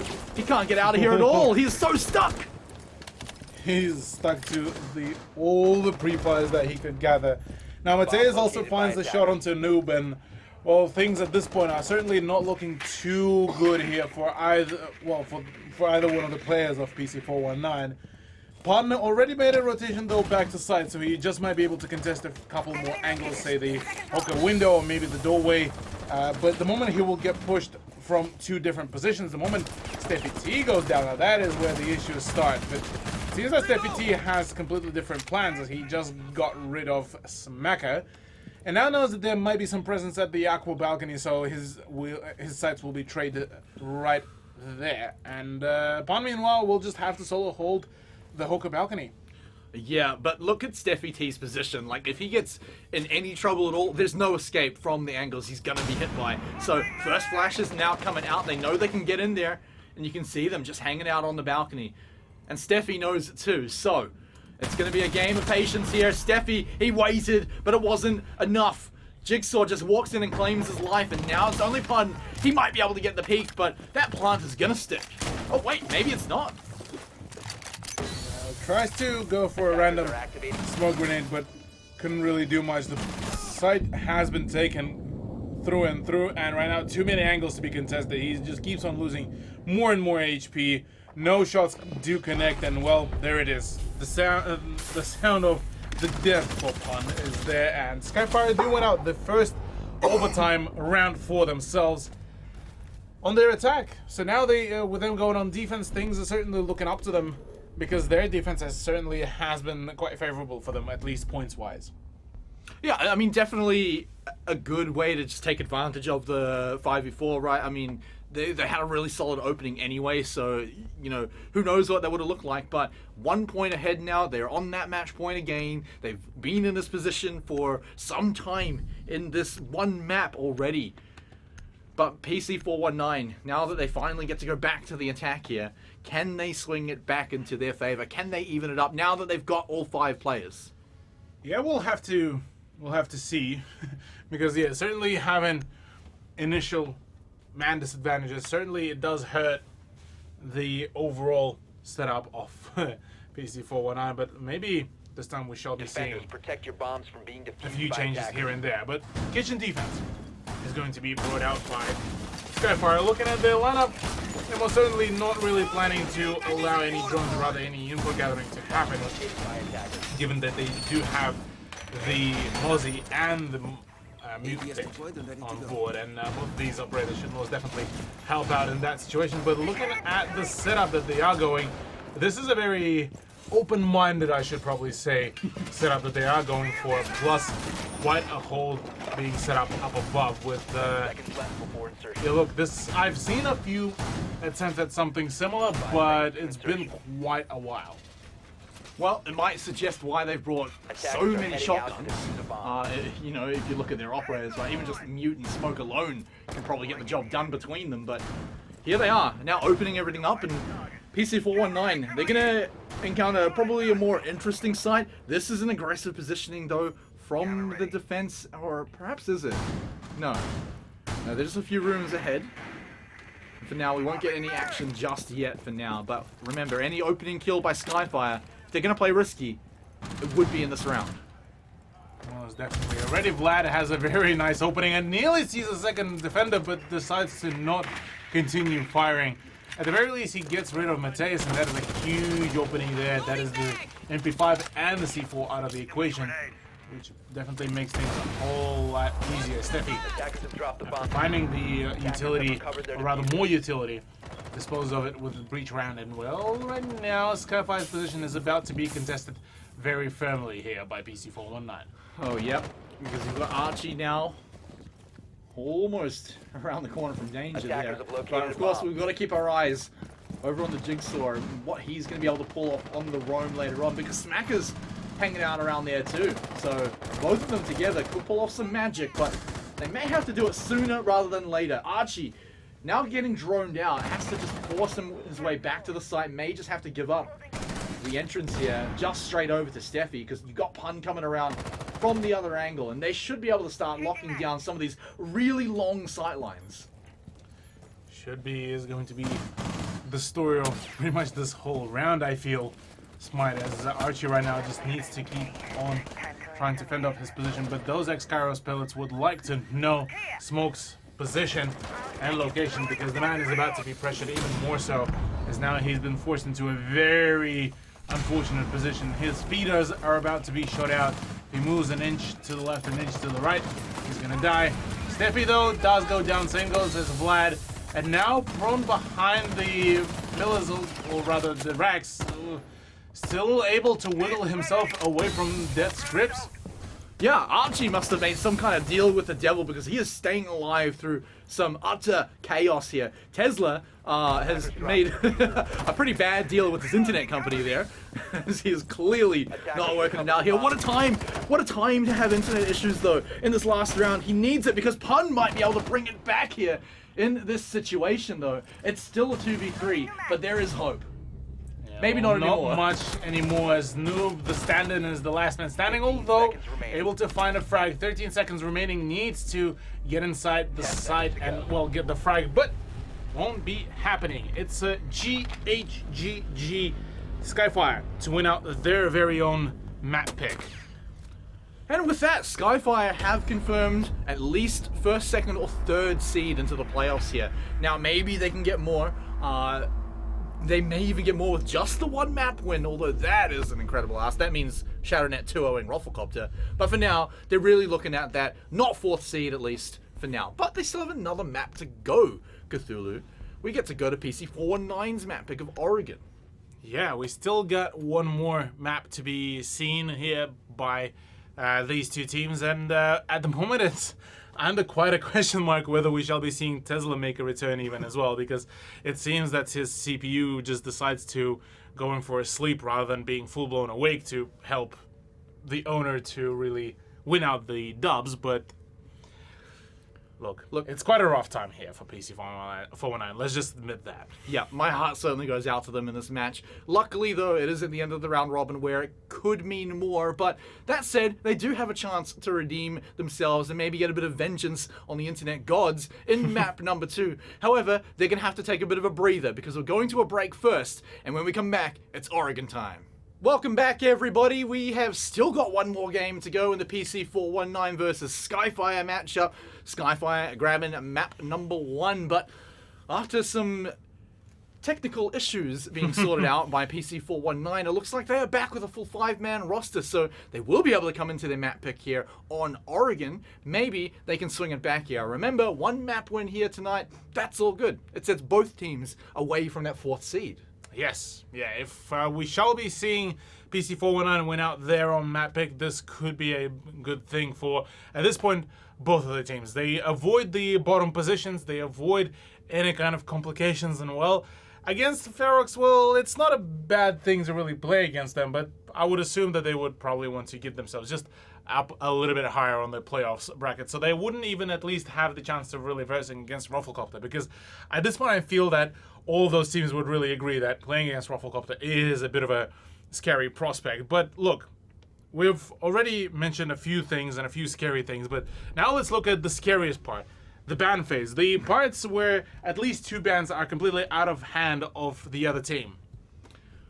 Ban phase is probably the scariest if you're like Thatcher or Mirror. You're probably scared of this phase every single game because you know what happens. It comes out, it's inevitable, the Thatcher ban. Never mind. Psych. I was hoping I'd be real cool and predict it, but it's just going to be the 2nd ban instead. Maybe it won't be even the 2nd ban at this point, but we'll have to see if that will be the case. Although Maverick ban is a sound idea given how powerful he can be on a fair few sites, and especially the bunker and the attic push. So Jackal now being off board, Thatcher will be staying in. And well, it's going to be now down to the 2 defensive bans that we shall be seeing to be banned out. Yeah, so this will probably stick to more normal bans, you know, Mira, Wamai, you know, those ones pop up. Valkyrie could also show up here. There's the Wamai ban, so this is also, again, it's Skyfire saying, sorry, PC419 saying, all right, Skyfire, if you don't want Mira in the game, you have to ban her.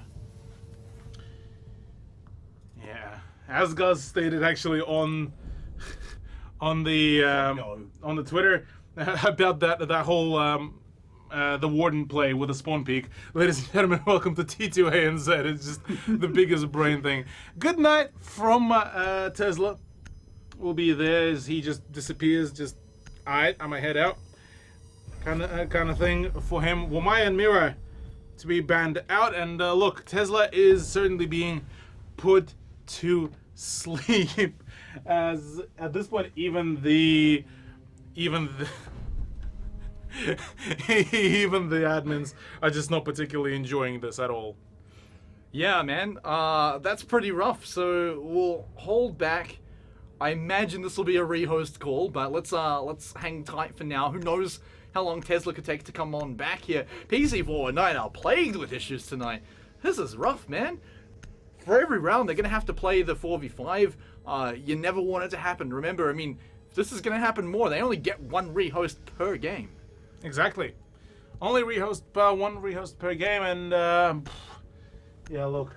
Jigsaw bullied Tesla, it seems, took his shoes and kind of ran away with them, it seems. Maybe it was just the fresh new Pumas, maybe new Adidas shoes. But Attackers need to locate and defuse as many bombs. I don't think we've seen a rehost being called, so, well. Yeah, I'm just going to double check with the admins, make sure there has not been one called, because I'm not seeing one.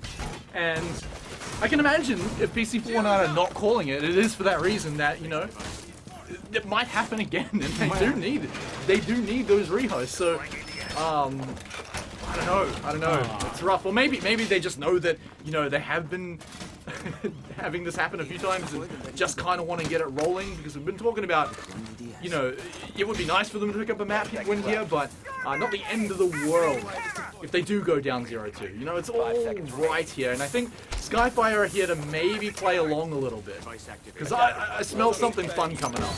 Attackers drop the diffuser. Fun holes, definitely.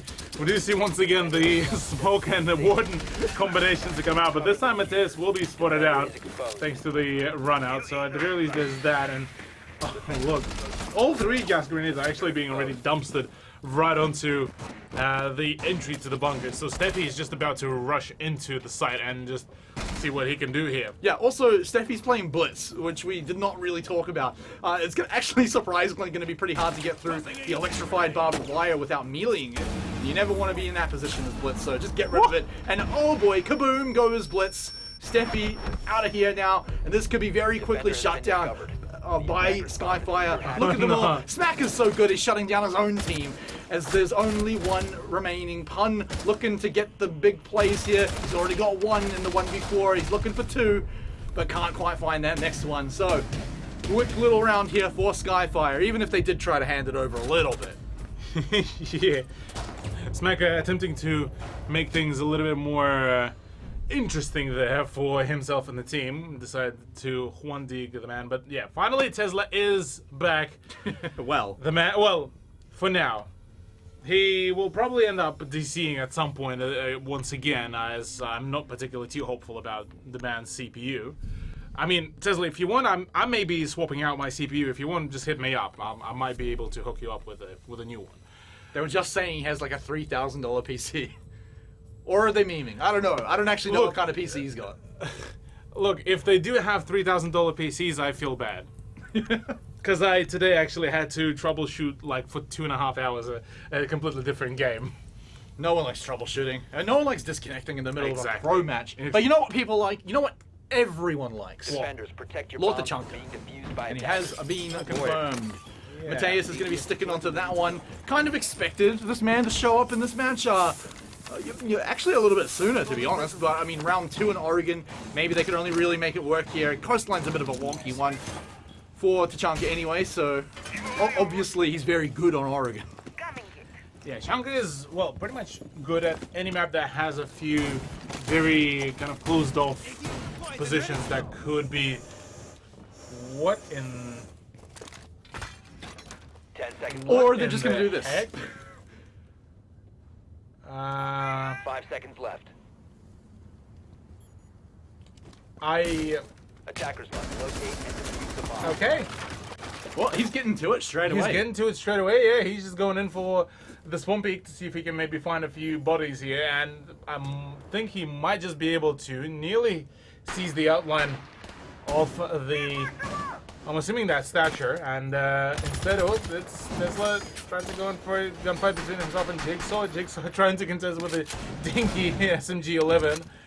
And just like that, Tachanka has fallen back, completely forfeited to his location, and actually might be able to bait in with his turret. Yeah, well, that's the thing. It's going to be sitting up there constantly. You don't know until you see Tachanka somewhere else. And I don't think they've seen him just yet. They may have been able to flush him away from the stairs and force him past whoever was, like, waiting out on the door. But other than that, though, it's going to be a little annoying. Pun, though, has found Smacker. And so that is the first step down. And it feels like it's been longer, but it's only a minute into the round. Some of these decisions or some of these positions are definitely leaving me quite questionable at a questionable position, but Mateus just dispels all of that, gets a double kill, shuts down Pun and Steffi, and calls it a day really about his peaks. Now players got to hold the attic tunnel here. With the ACS 12 as well. Oh yeah, that's got a lot less of bullets, but it looks like he's only going to need a few of them here, but does get taken down. But that is now Mateus actually dumped down onto the ground too. Jigsaw, the only man really left here with barely any health to speak of, although he did find Mateus. So they're now back up together, but it looks like they'll die together as Vlad has got one down. No, he doesn't get the next one. He was lying down on the ground. Tachanka! It's the Chanka indeed, the prone one. Mateus definitely did play out his part pretty well. Well, Skyfire do get themselves their second point. They need to keep it up because, look, this is this is certainly a very interesting matchup, to say the very least, from both of the sides at this point. Poor Tesla is just not just enjoying his time here. He wants Mom maybe to pick him up at this point because, look, I'd be tilted. Yeah, I mean, yeah, it's the tech issues for sure, and not to mention as well, like, it's probably not just either he's connected or not. He's probably finding lag issues at certain points too, so that would frustrate you in the middle of the match. Sometimes it's more frustrating when you can connect, but it's just so laggy you may as well not have. But who knows? We don't know his personal situation. Just spitballing here, but need to locate for and now, defuse as many bombs Skyfire are as they can. still going with Mateus on the Tachanka, so I guess they're looking to continue that round streak and keep getting the wins here. Hold on. Did you know that under Guz's tweet about this, about the Warden peak, player actually added himself? Because it was player that, I believe, that did it. Oh, yeah. He just added himself, like, just, yo. Oh, like tagged himself in Yeah, the he tweet? tagged himself. Good on him! He Good on deserves him. it. You know, deserves to be recognized for a big brain play like that. 5 seconds left. Well, aside from all the tagging themselves, Attackers are moving Skyfire out to locate a bomb are, and defuse it. look, they're doing a strat. I'm not too sure how viable that strat is because nobody actually spawned on the west side, neither on the north side. So it's full southeast spawn, and once again a chunk of spawn peak. But actually, there's a multiple set of spawn peaks that we are seeing from a whole lot of people. And with player now being spotted out, his position about to get pressured a little bit more, even with the fact that the man is trying to use. What? How does he not take damage from the? I'm sorry. Siege. Vlad, if I was you, I would be immensely annoyed. What are the chances on that? He just didn't care. He was like, well, I'll go up and get that kill anyway. I was like, well, I didn't take any damage. Like, I guess I'll go grab that kill for myself, I guess. Oh, there we go. Wait, Steffi actually didn't put down his shield. What is happening? What is happening? Steffi and the Warriors are trying to have a battle. Does actually knock down the Blitz, but this time it says let's actually help him out. What is happening? Oh, What is this game? Oh no, here we go. Archie, that was a real quick swing there. Mealies to get the kill. Actually, Okay. pops off on everyone. Styles on them all. Styles on everything and everyone, but Tesla has something to say about that. Being quite mad about his peaks and That is not an offensive pistol, Doc. Yeah, that is. You meant to be the pharmacist, not the pharmacist. Okay, trying to play a necromancer. I see how it is. Yeah, maybe if he heals them enough, it'll be like a stack overflow where they go back to like -1 health or something. Oh, But, he actually hit him as well. yeah, and look what it did. Nothing. Recovered the diffuser. He actually did hit him with that stim pistol. That is actually amazing. Jigsaw still expecting got him to more. be chased, so he's actually got his sights strained with another stim shot. But look, Tesla right now doesn't have enough time to really going for all the plays, or rather for all the memes, but instead just sends it right onto site as man just oh wait, Going through the wall. surely Jigsaw hits that.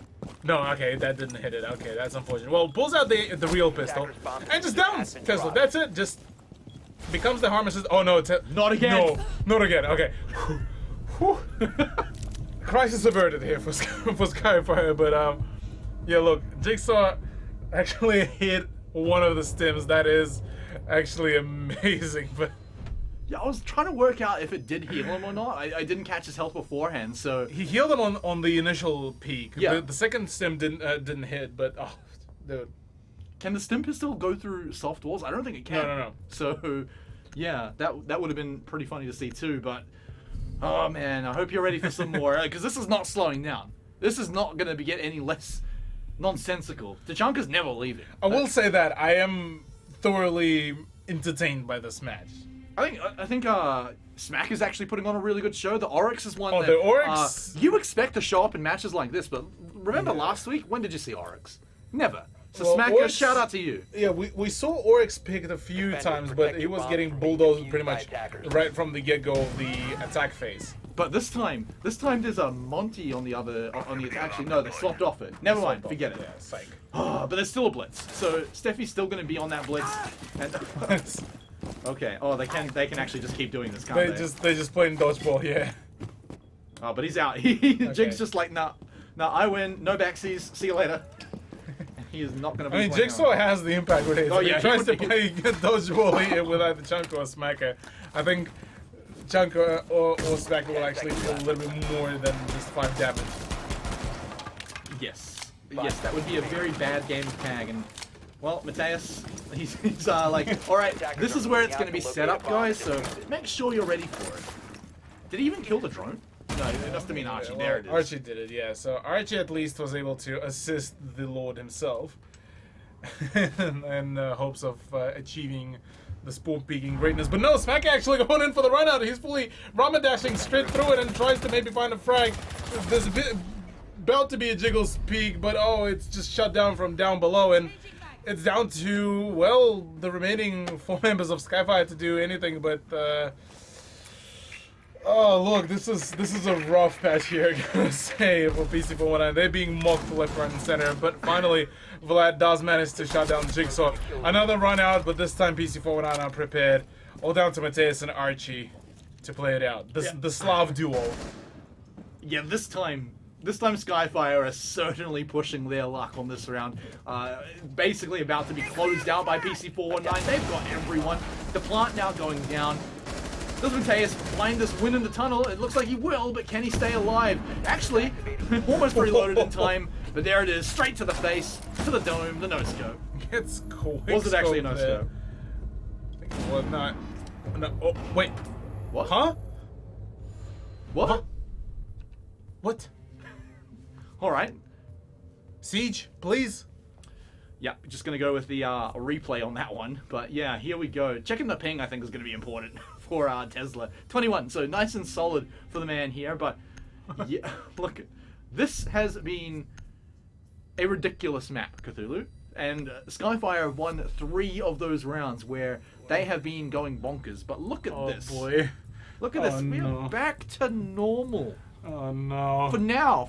It is not normal, Smite. Have you what- watched the chat? It's hard to cast and read the chat all at the same time. So what part of it did I miss? Is it another knife round? No, not at all. Wait, oh no. Okay, I started reading some of it. Yes. I put it together. Jigsaw has offered a 100 sensitivity. No. Oh my goodness. Okay, to explain to those who may be out of the loop, so usually the comp players, at least general consensus is, the comp players do play on 400 DPI. So for them going on 400 sensitivity is borderline just dead. Vlad asked for a 50-50 because he plays on an 800 DPI, just like me as well, by the way. And so for him, 50-50 is going to be just about the same as 400 on 100 sensitivity. So yeah, this is going to be a very... 5 seconds to insert. Basically, he cannot aim. Basically no aim whatsoever. This is going to be just defuse a bomb. spinning 360s before you even hit anything. It's all in the wrist. There's an attempt at a run out. Player is trying to do something but gets spotted. Finally gets shut down amidst all of these issues, and you can see just physically how much Noob is just struggling here. Smacker dodging all the bullets. Oh no. What is happening? How is this allowed? Steffi's just looking at him, just not even caring. How is it fair that Steffi gets to play Blitz? You barely have to aim for that one. In fact, it's almost sometimes encouraged. Mateus, though, barely has to turn around so he can pick up some very easy frags, but has to run back and takes a bit of damage on the return. Mateus is easily winning on the sensitivity here. Surely, at this point, Steffi just goes in for the peak, but what is this spray down? Mateus gets another one as well. That's a swing and a melee onto Steffi, all down to Noob. I guess Mateus and Jigsaw. What is this round come down to? What is this meme Located by attackers. happening, really? Because, oh god, okay, actually, gets into a gunfight. Noob finds himself that triple kill, sees that there's a bandit. Oh no, what is happening? That's really connects the hip fire. Noob clutches it out for PC419, and look, Jigsaw, I'm gonna admit to that one. That hurt my head as well. Man, that looked way too close to how I am. Oh man. Because I was sitting there thinking like, why doesn't this look kind of weird, you know? We see these players hit these shots on point all the time. And then I thought, okay, I recognized it because it looks like my own aim. And then I felt bad. All right, so I imagine they'll be turning their sensitivity back to normal, similar to the knife round being just a one-time thing. Yeah. I can't imagine who had it? It was Mateus. I don't think he's going to be sticking on the crazy sensitivity. Yeah.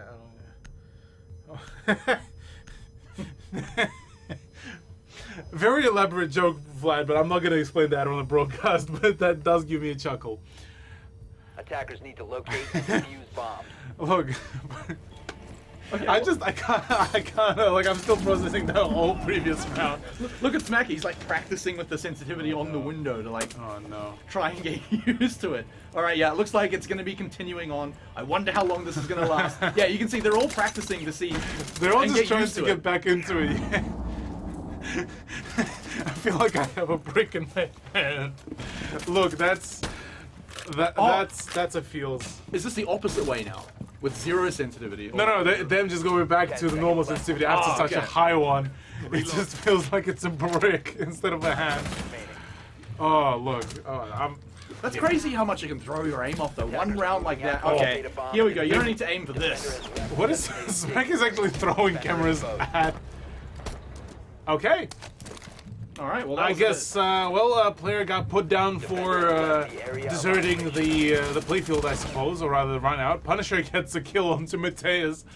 And, well, finally it's Smacker. Ooh, Smacker with a double. Yeah, clean little double kill there. Basically was losing the round entirely and now actually is looking at it a little bit more even for now. But here we go with Pun down now too. Smack on a rampage here. Finally gets shut down, but back to a 2v2 here. Full health on everyone. Archie, though, he's going to be very hard to drone out, and Jigsaw hasn't really, moved too far at all, but he has got the sound cues. He is ready. Yeah, Jigsaw is just kind of just chilling, kind of enjoying the calm moments. C4 is prepared for whenever somebody repels in, and well, there's a repel in. Should the C4 do it? And well, it will. That's a good ending for Skyfire's round after a bit of a disaster beginning, but hey, they managed to make it work.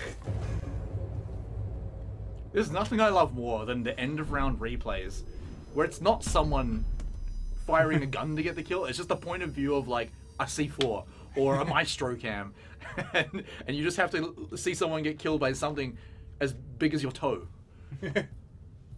Pretty much. Well, that's the first half. Concluded Smite with a 4-2 scoreline. We do have a few very interesting picks. Mateus, I sure as heck hope that will be the 6th pick, because that is going to be a punishment. But yeah, there we go. Finally, did swap order. The joke only goes so far, of course. Joke only goes that far, although I would love to see how would Zero fit into the competitive Oh, meta. I can't wait, man. I can't wait, especially after, even more so after his rework, or rather not rework, his quote-unquote nerf, as the frag grenades have been dropped in favor of the breaching charge. But this actually does play much better into his gadget rather than the kind of the rank style, rank style kind of play style, where you just frag out with the frags with a fantastic gun and 2-speed as well. So just to make him a little bit more tame. But look, all of these picks on the defense though, we got a Chunka, we got the Clash, we got the Warden for Tesla, we got Noob with the smoke, so we going back again to that to those shenanigans. And it's a Chunka with a sausage as well. With a big loud sausage as well. Yep, and just look at the difference between where it's getting mounted here. On PC419's defense, right at the bunker, but actually further back in the door. A little bit of protection. Still not much. Still not the most. But, okay, he's made it even worse somehow, I guess. Although now, I suppose people can run in and get him. It does let Steffi T actually move in and out freely here to protect him if he needs to. I don't think that's going to be a thing to worry about, though. Oh no, that's a grenade as well. Mateus needs to just go for a full-blown push. Another grenade that just, instead just kills... what is happening? Jigsaw kills Smacker. Mateus gets another kill. There's a kill by Player as well. 4v2 situation. Jigsaw and Player are the last men standing, and another frag grenade flies out. Another swing gets the better of Tesla. And this time it's the impact trick to catch them all. It's Vlad who tries to get the kill, but the hip fire from Jigsaw gets the better headshot, and it's a gas grenade. No. That's a good night. At least he was already lying down. Can just kind of turn over and go to sleep. It looks Just like like it. that. Yeah, there we go. It was actually a pre-placed smoke grenade as well, hidden in one of the bodies, but yeah, just like that, PC419 somehow won. I'm disappointed in Player, and I'm going to tell you why. Oh yeah. He was knocked down to the ground along with Clash, the enemy Clash, at his feet. He went for the knife. He got it. Nice, easy, right? And actually a little bit stylish too, right? You think, how can you make this one any better, right, Cthulhu? He was playing Sledge. Where's the hammer, Player? You had all the glory and the right moment there. I think it was just too much in the momentum of the things really to decide to start swinging. No excuses. I want to see the hammer next time. You got a big hammer for a reason, and it's not just for breaking through walls. Well, maybe Mateus, for that very reason, took the controls of Sledge off Player and yeah, he saw what happened. told Player to just bring in the Dokkaebi and stop acting up. Attackers need to locate and defuse as many bombs. Yeah, imagine as they getting can. punished for knifing instead of hitting them with the hammer. Imagine getting benched for that. Laying out the welcome mat. You didn't meme hard enough, you're getting benched. Setting the welcome mat. Get out of the roster. Yeah. Definitely the way I would run a team, I imagine, for sure. A lot of traps to come out again, but mostly in the form of just Vlad and the Frost, so don't normally see them catching people out, but you never know, and you look at the attacking lineup they're going to be against, and judging by how Skyfire played that last round, they're doing the smiley 10 face. seconds remaining. Look at it. Smite. Show us Pun's face. There we go. 5 seconds to go. What have you got for me? Skyfire bringing all shotgun lineup. Attackers are moving out to locate a bomb and defuse it. They are. Okay, well this will actually suit them way better. That is some Candelas, presumably not inside, which is a bit of a waste. Oh yeah, that was fresh off the spawn. Yeah. Already full-blown rush as well as coming out. There's the 1D being popped. They We're ran- just full sending it. They're running right past the cams as well. They don't Wait, want they to be ran heard. past Player as well. Player was there as well. We just saw him. There's already the peaks. There's all of the kills. It's a shotgun round. Pun gets one. Player picks up a kill to Steffi somehow. And we're back to a 3v3. Changing back. Yeah, but I mean, this is definitely not a round you see all the time. Shotguns everywhere. Every corner you turn could easily be one shot and you're gone. You're blinded by Candelas. One shot and you're gone. Luckily, you only have to survive one more of these. What is happening? Why is Player being flashed? Pun is the one that gets the kill. Vlad picks up a long shot because he's the only one that actually doesn't run the shotgun. Instead tries to hold things out with the SMG and maybe a rush through? No, won't be happening. Vlad is the one to shut things down. He's the fun police, it seems, for that very round. And will PC419 get to catch up on those 2 points? What a weird round. I mean, not terribly surprising, but Vlad has now left the game. What is that? The third person to DC for PC419? Oh, man. Like 3 different people. Again, remember, like they didn't use their rehost before, so technically it's been saved for I suppose this moment. We might see it come out. Let's hang tight. Of course, you can tell this is a very important match for both teams, so you know they'd want to call a rehost if they need it. Maybe. Well, Or if they they haven't want it. called it yet. Vlad has returned, actually, They had the faith. funnily enough, and gets to pick Ella, so yeah, we're in the clear. We're all good. I'm not too sure, though, if the Ella will be able to run the shotgun or, well, the preferred. Watch and learn. Look. Are you ready for Locate school, and defuse Cthulhu? as Because many we're about bombs as to they can. get some classes from Smacker here. Sorry, not Smacker. Old mate Vlad. This is how you join back lobbies here. Vlad doing the right rows. I mean, here. he's right. He's right. He is right. I'll need to ask him. Vlad, also, if you hear this, if you're rewatching the VOD, I genuinely want to know if you actually just did it just to piss Tesla off even more, just to prove your point that your PC is better than Tesla's. That would have been pretty funny if that is the case. Yeah, that would be a little bit of something, rubbing it into his teammate's face just a little bit, but We've already seen bullying from Exo Gaming Yeah, on the onto Sawyer. This is just Vlad taking the roast of his team onto his teammates, even like just to a whole new level. I mean, he's roasting Shaq as well. Because Shaq never. Shaq, well, you can't really roast Shaq, because, man, like, unless you say, just upgrade your power company. Good evening, yes. Very, very nice, very cool. Very kosher play. Vlad gets that kill, but... oh, boy. Now, I think they banned this movie, and you're not allowed to watch it anymore, but unfortunately we're going to be forced to see how this human centipede experiment goes along here. Because PC419, they're going to buddy. see it eventually. I wonder if they'll get to see it on cams. No, Archie. Oh boy. Okay, do they rush it out? Because No, I don't even know if rushing is gonna be They're the right not answer. rushing Like, it. This is them rushing it. it's the drone leapfrog. Oh, no. You pick it up on the way and then you chuck it out when you get Oh, it. player actually picks up a kill, though, with the PMM. Pandas are waiting for that human centipede to come around, because all the crossfires are about to be set up Look, here. when he gets the surely a C4. Surely a C4 flies in. There's the kill onto Smacker. There's still Archie. There's still one down player, and the shotgun could be coming around, which will find the demise of player. Sword foot. Another one. Oh, there we go. There's the kill from Noob as well. Now, last man standing. It's Archie trying to find them, and oh, there it is. There's the shot. PC419, third round in a row. Alright, so we've had knife brawls, shotgun rounds, the human centipede. What's next, Cthulhu? What else are these teams going to be pulling out for us here? Okay, Vlad, that was not 100 sneak. That was like 3. That is like when you're breaking into the farmer's out his barn to steal a chicken, and it still fails. Yeah. Didn't win the round. That is not 1,000 sneak. What is all this lineup? Because from Skyfire, like, I know that there's going to be a shenanigan. I'm assuming that this was an attempt at all DMRs. Yes, it will be an all DMRs.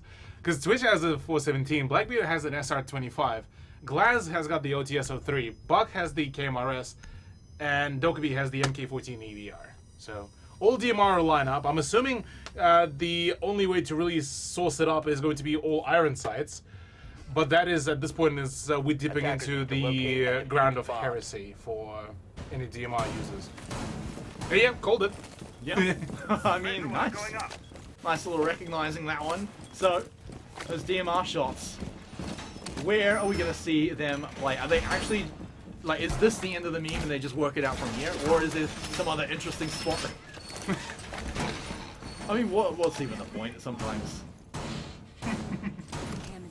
I don't think you can fit in. Yeah, I was sitting here wondering, like, have I just missed this one spot from the pros, like, all the time? But no. Steffi could potentially fit in, like, right in that opening, like, for the hands. Yeah, there we go. You can stop worrying about 5 seconds to insertion. Okay, never mind. But yeah, look, DMRs, aside from the meme that Skyfire are already going for, DMRs are actually pretty good. Not Blackbeard's one. Blackbeard's one is kind of still bad.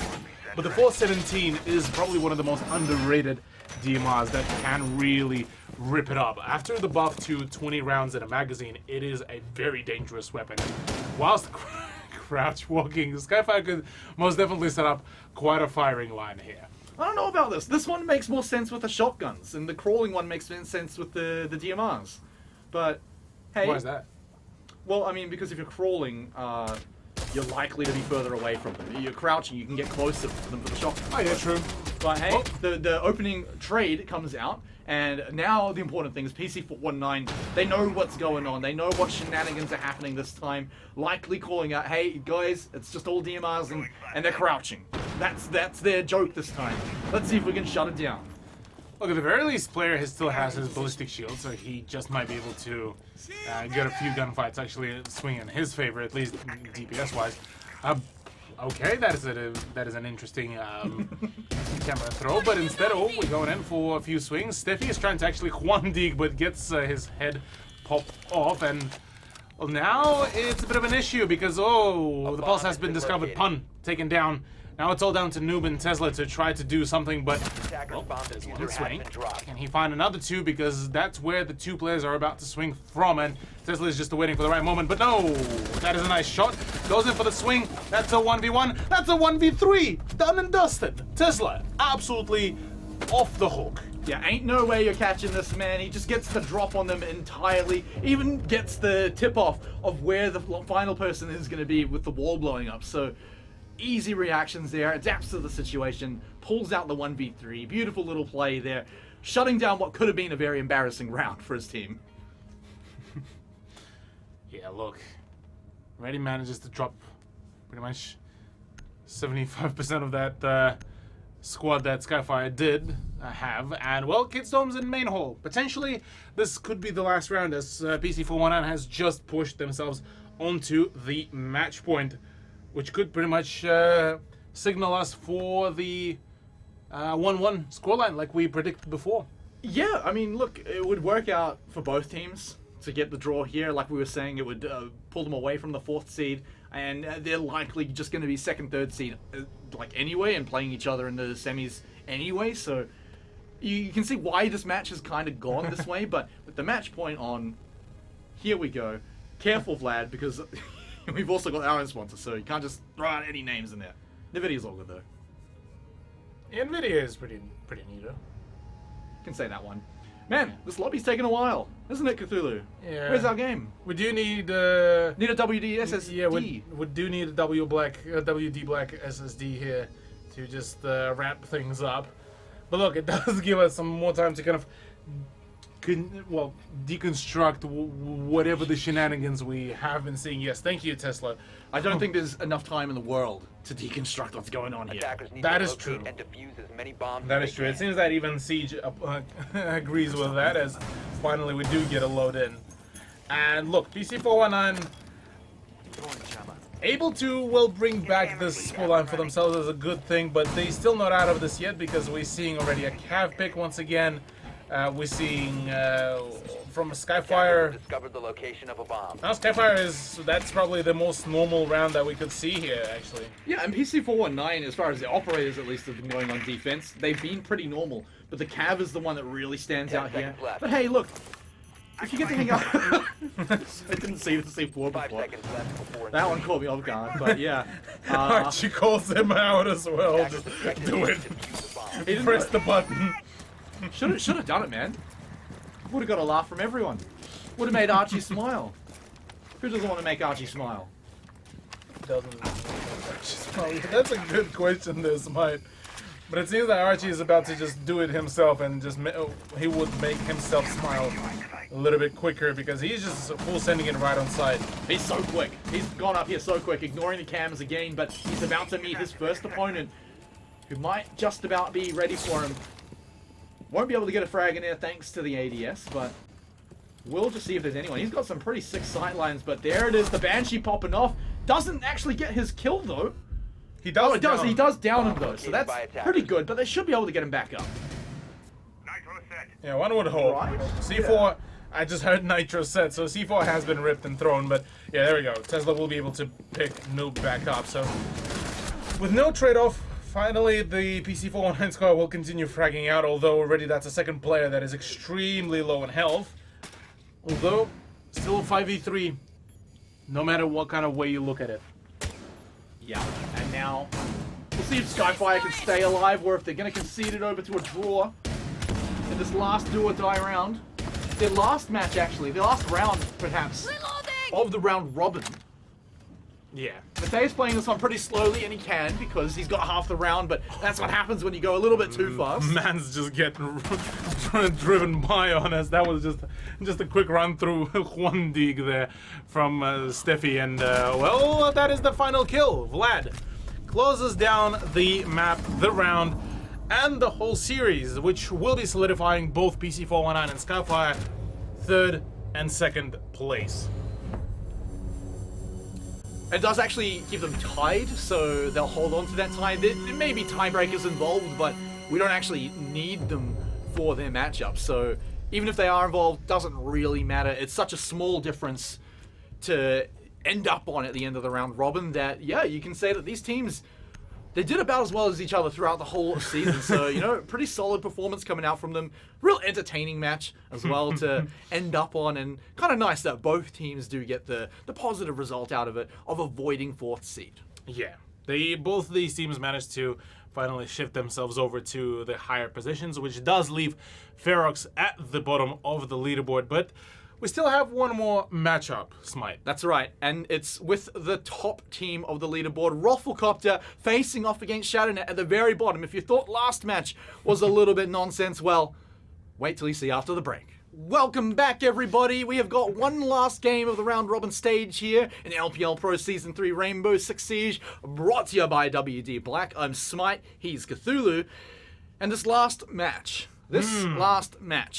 ShadowNet versus Rafflecopter, 1st place versus 8th place. This is going to be certainly a banger match to go out on. I mean, it's kind of like the last one where there isn't very much at all on the line. In fact, nothing at all is on the line. This one's purely for honor, and this one's purely for fun. Yeah, and funnily enough, even for Rafflecopter, they don't really even need to really try. They're still going to be keeping themselves no matter what in the 1st position. That is the most fun part, I guess, for them as well. So this is gonna be somewhat, I suppose, a similar match as was Skyfire versus PC, which is just for good laughs, good fun, and then just kind of, well, enjoy their time. Yeah, well, let's jump into it, because for a lot of reasons, right, Rafflecopter, they probably just want to get in here and get it done, right? These guys have come in, week out, and smashed out so many of the matches, staying at the top. Their roster this week is going to be a little bit different because Atlas is coming back. Yes, Mr. Atlas, the manager, the coach of Rafflecopter GG, will be joining the roster today instead of Rugba for maybe some extra cameos here, extra memes. The man is a very known meme lord as well within the roster, so curious to see what he will be able to do with that said as well. Boydie is still coming around, Warmoj is still here, Deptra and Campo coming around. So look, for them, it's going to be a fun game, I reckon.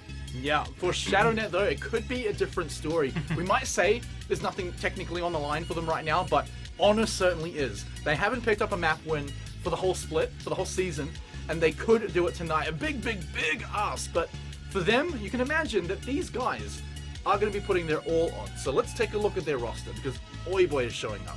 Yeah, Oiboy is making an appearance here. Unfortunately for Minxie, she is still having a few issues with the, in the health department. And, well, the rest of the roster has been pretty good. Oiboy, yeah, he usually was kind of the last moment stand-in for the team, so we didn't really see a whole lot of plays from him, and those were pretty much emergency switchovers whenever we seen him make an appearance. So here it's definitely not going to be upping any chances for ShadowNet to really get themselves up on the on any positions, but look, they're still a pretty solid roster. Levi, Lags, and Nova are still pretty solid set of players. Space Prism as well was a pretty good player as well for the team, and able to dedicate quite a few bits of utility and a few efforts to the team's occasional successes within the rounds. But yeah, look, unfortunately for them, this whole season has not been really good, and they still yet to pick up a map. Apart from one road bump last week, though, they have actually been a little bit on the rise, mostly since Levi popped in. He started Yes. bringing some pretty good results.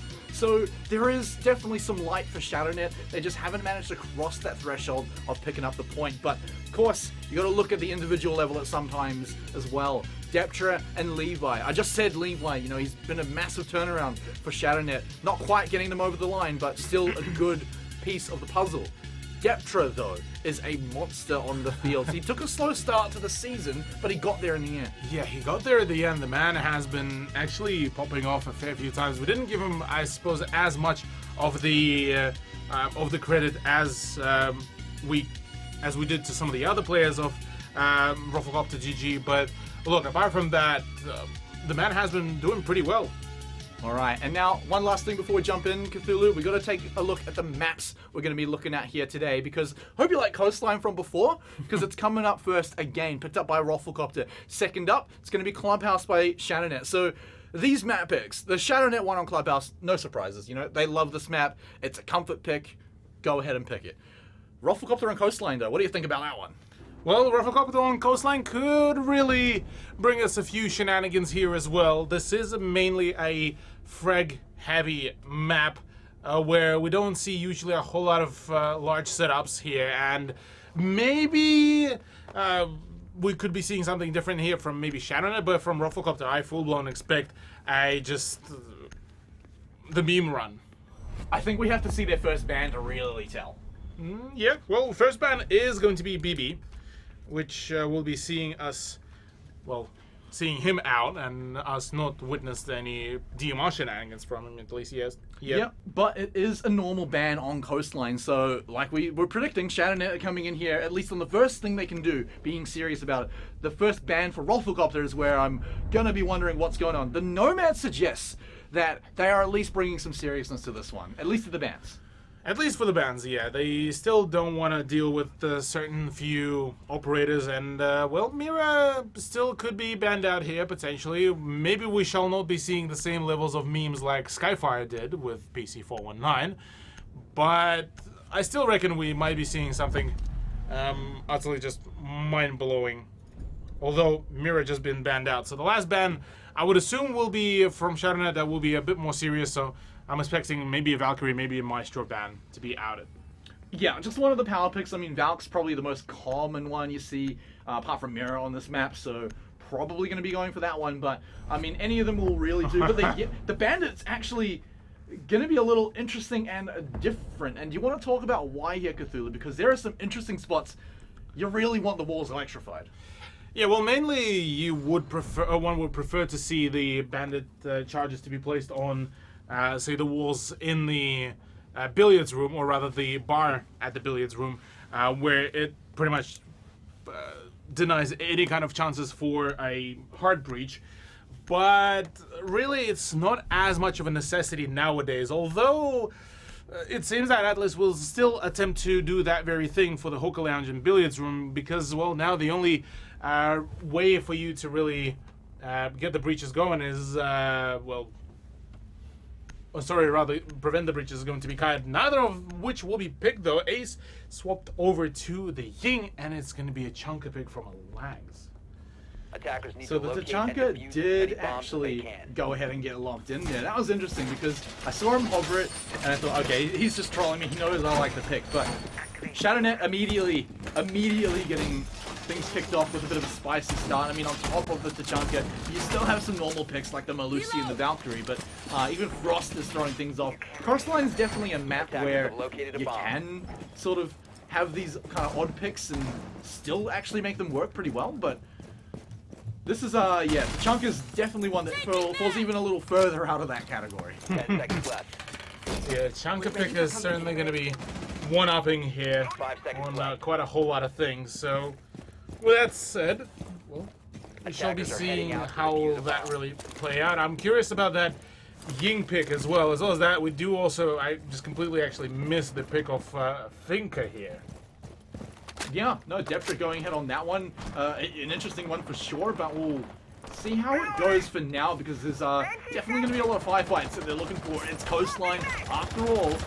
But for now, no firefight's actually happening. OJ's going to get the position on, who has he got here? It's just someone, but not able to take, oh, actually, yeah, he finds them on the stairs, so actually forces them quite far back. And Boydie in the background, by the way, is going a little bit nuts as he picks up a third one, but it looks like Campo and OJ are going to be looking for their ones too. Nova. That was a little bit silly and a little bit naughty, but I love it. I love it, but that C4 not going to pick up the frag, but has left the lone defender with a position to actually hold.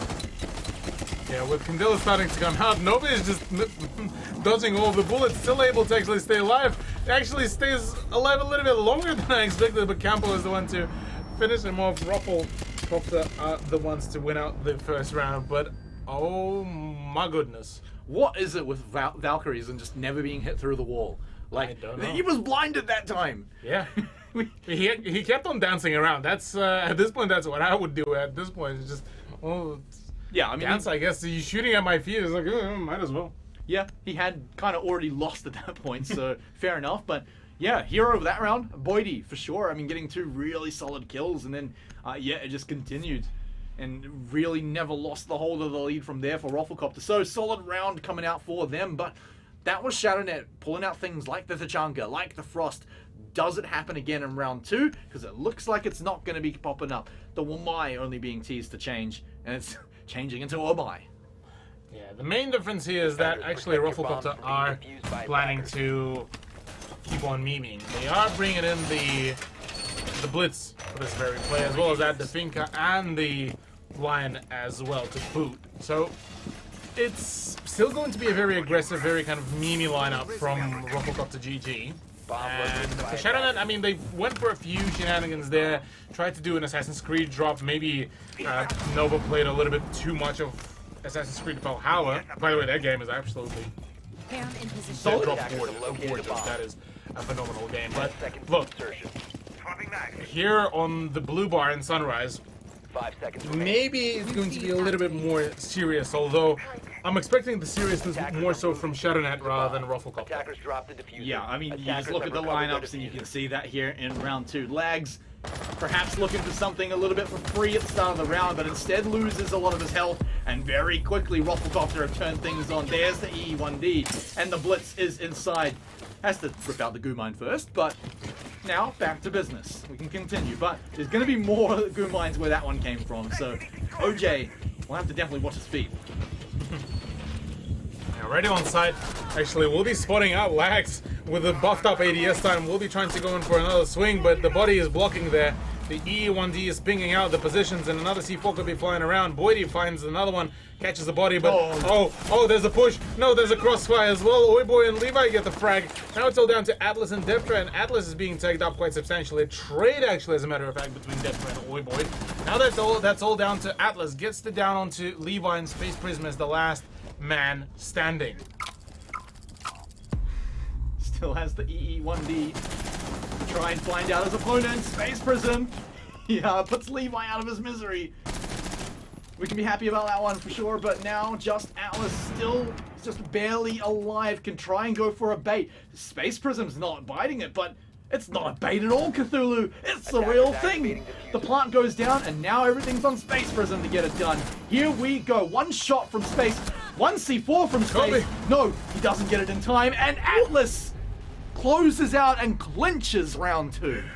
Clinch is going to be the right way to call it, because Atlas throughout all this time was pretty much just about on 1 HP and still able to clutch it out. Definitely a phenomenal play from the man, but I gotta say, this whole round was just an absolute cluster truck of and a roller coaster of emotions.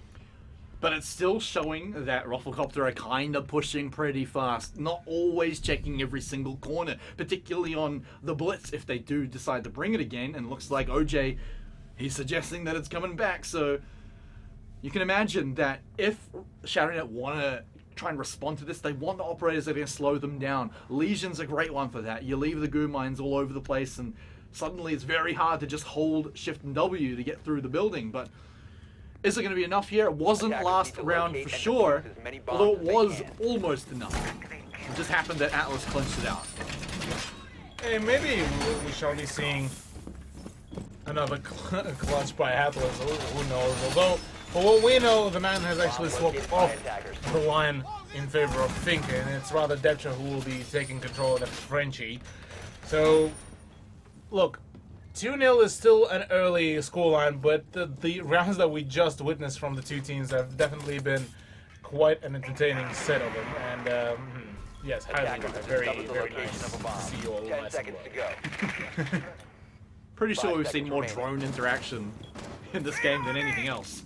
Players just hanging out with drones, like the dudes, just being guys, hanging out. Just being the good bros that they can be. I reckon drones would be solid friends, but Voidy is about to meet a solid end if he's not too careful here. But luckily for him, no one at all on this side of the building, so he's going to actually be able to make a large amount of progress here. Has the Finka charge going too, so has that little extra boost if he needs it, but the man's been having a good few rounds so far. Here's the E1D, but here, more importantly, is Levi. And that will be claimed by Voidy. Can he claim one more? Nope, it's going to be sent straight back. Sent straight back as well. Oi Boy does manage to finally get a trade, but the damage has been actually already dealt. Levi has been already killed off, so that's the big boy fragger now off the books here, and it's all down to the rest of Shadownet to try to bring something back here. Well, it's a 4v4, so it's definitely not impossible. The game sort of closed before, but here we go. This should definitely decide something. As OJ gets his kill onto Space Prism, and now Nova being shot from behind. Can he actually get out of here alive? And looks like he will be able to find a way out alive. The plant is actually already going down, yeah. And already Deptra catches off one of the defenders on the rotation, so already a good trade. An attempt to play, but just instead shots on the feet, and another attempt to swing. Legs, tries to go in for a melee, but gets bullied by Deptra at the end. The Rufflecopter, although they are memeing, they are winning out those rounds very confidently. Oh man, it's like they get that plant down and then suddenly every kind of rational decision disappears from both sides as they just clash, clash right in the middle there. Really, really fun one there coming out, but how on earth did OJ stay alive for so long? Now, I presume one of the big reasons is his shield, but eventually at some point when you're surrounded almost in the way that he was, he still manages to survive, so huge respect out to him. Yeah, it's a huge respect to him, to Deptra, and to, I believe that was Campo, who was able to hold the angle from the entrance to the kitchen from the main hallway. So a few players did definitely dedicate themselves to keeping OJ safe, and well, sure, they did just that thing. Hookah Lounge and Billiards is going to be the next site to be held, and we are currently still sitting on a 3-0 advantage by Rufflecopter. Yeah, despite the confidence, despite what they're pulling out, they're still getting the round wins. And that's 3 in a row. You don't actually see that quite often, but this is what we're talking about when we say there's a difference from the top of the table to the bottom of the table. There's a lot of competition in the top 4, but after that, after actually probably about 5th place actually, where Exto is, the gap drops quite a bit in terms of power level. So this is a pretty good example of it, where Rufflecopter are just so far ahead, they can play whatever they want. They can hide their strats going into playoffs. It doesn't really matter, because they're still getting the round wins. Attackers are moving out to locate a bomb and defuse it. Attackers have dropped the bomb ourselves into the action phase. Looking at the diffuser. lineups right now from both the teams, we are continuing with the usual shenanigans from Rufflecopter. At this point, it already feels like a usual one, given that OJ is sticking to his blitz pick, and we're already seeing a regular pick of the Finka. But it seems that right now, Rufflecopter are just using all the utility to just open up as many openings into the building, just to make sure that they're not struggling anytime soon, rather, about whether they want to make an entry. Already a repel in, and well, Space Prism nearly whiffs the shots, but does manage to catch the Ash off guard. Lags finds another one. That's a C4. Only damages a little bit on the OJ. The blind does come around, but just not enough to blind fully Space Prism. And now all of a sudden the push has fallen apart. And finally, OJ's actually punished, right? Like, he doesn't just get to sit back, pull his pistol out, and get a few free one-taps on you. He's actually killed. And here we go, as the rest of Rufflecopter do start to fall. Only Atlas remaining. And now, of course, this worked out pretty well from last time. Not so much in round number 4. Not at all. Finally, this whole streak has been broken by Shadownet. So we shall be seeing them at least get on board with the points. Look, round 5. Already, Rufflecopter has solidified themselves just the bare minimum needed points for the comfort ground before they transition over to the second half. But I don't think they are quite yet content with the amount of points that they have. And that is quite a radical change of their operator lineup. Well, I wonder if Boydie's gonna bring the shield here on Fuse, because it's totally possible if they want to just have a little more fun. You never know. Maybe they do bring it, and then you've got Amaru. You know, Atlas is gonna be bursting through probably just a window on the site itself, or maybe just right above it. But Defenders, protect your bombs from being it's defused by a very attackers. different clash of what they're going to be doing. So yeah, I do wonder what Boydie is brought. Yes, it is the shield. located 2 by hard attackers. breach secondaries as well, so they can actually get into any site they need to. And get into any position they want to as well, for Boydie to drop those fuse charges. Drain out every ADS in existence. You're not wrong. The fuse charges are definitely quite a powerful tool if being able to be used on the right soft floor. And, well, maybe he just might be able to get the opportunity to do so. But maybe Space Prison will be able to introduce an unexpected variable into this whole situation. Because looking at the overall reinforcements as well at the Blue and Sunrise, this is looking like we may be seeing a very unusual hold, to say the very least, with Levi attempting a spawn peek with the SPSMG.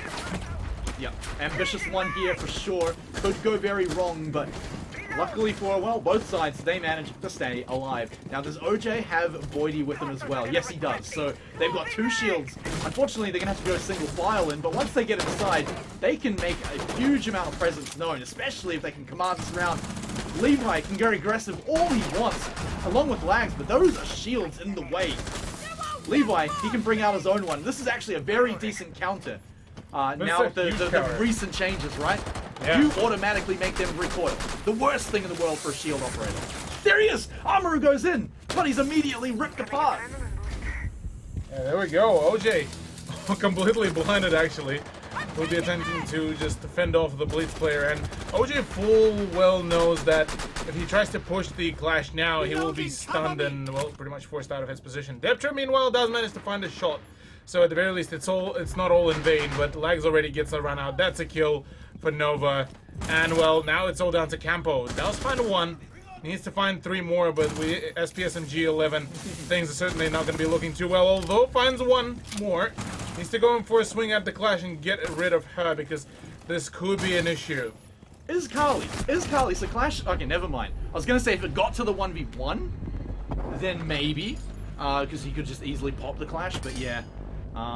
With that, of course, Nova being the main problem, the main roadblock for that option, does end up securing the round there. So, Shadownet maybe not so far behind after all, only 1 round now behind, catching up. The question is, does Rufflecopter continue pulling things out like double shield pushes? Do they continue bringing out the Blitz every single round? It looks like the answer is going to be yes for at least that. And Fink is still sticking around too. But we're not seeing anything like a fuse yet, so they're reining it in a little bit.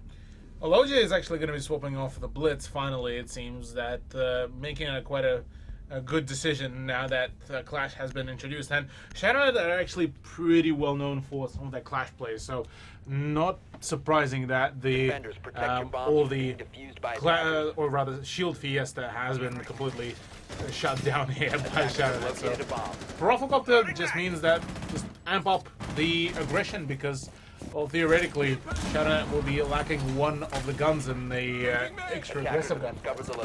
Yeah, and it's on Levi too, which is, you know, I'd say a result of him coming in to replace Mincy, who was the usual Clash play. So Levi being put onto it, taking a gun out of his hands is actually a pretty, you know, huge cost to pay here for a player like that to not have the full strength of just offense. But obviously, it worked out last round, but we had 2 shield operators last round.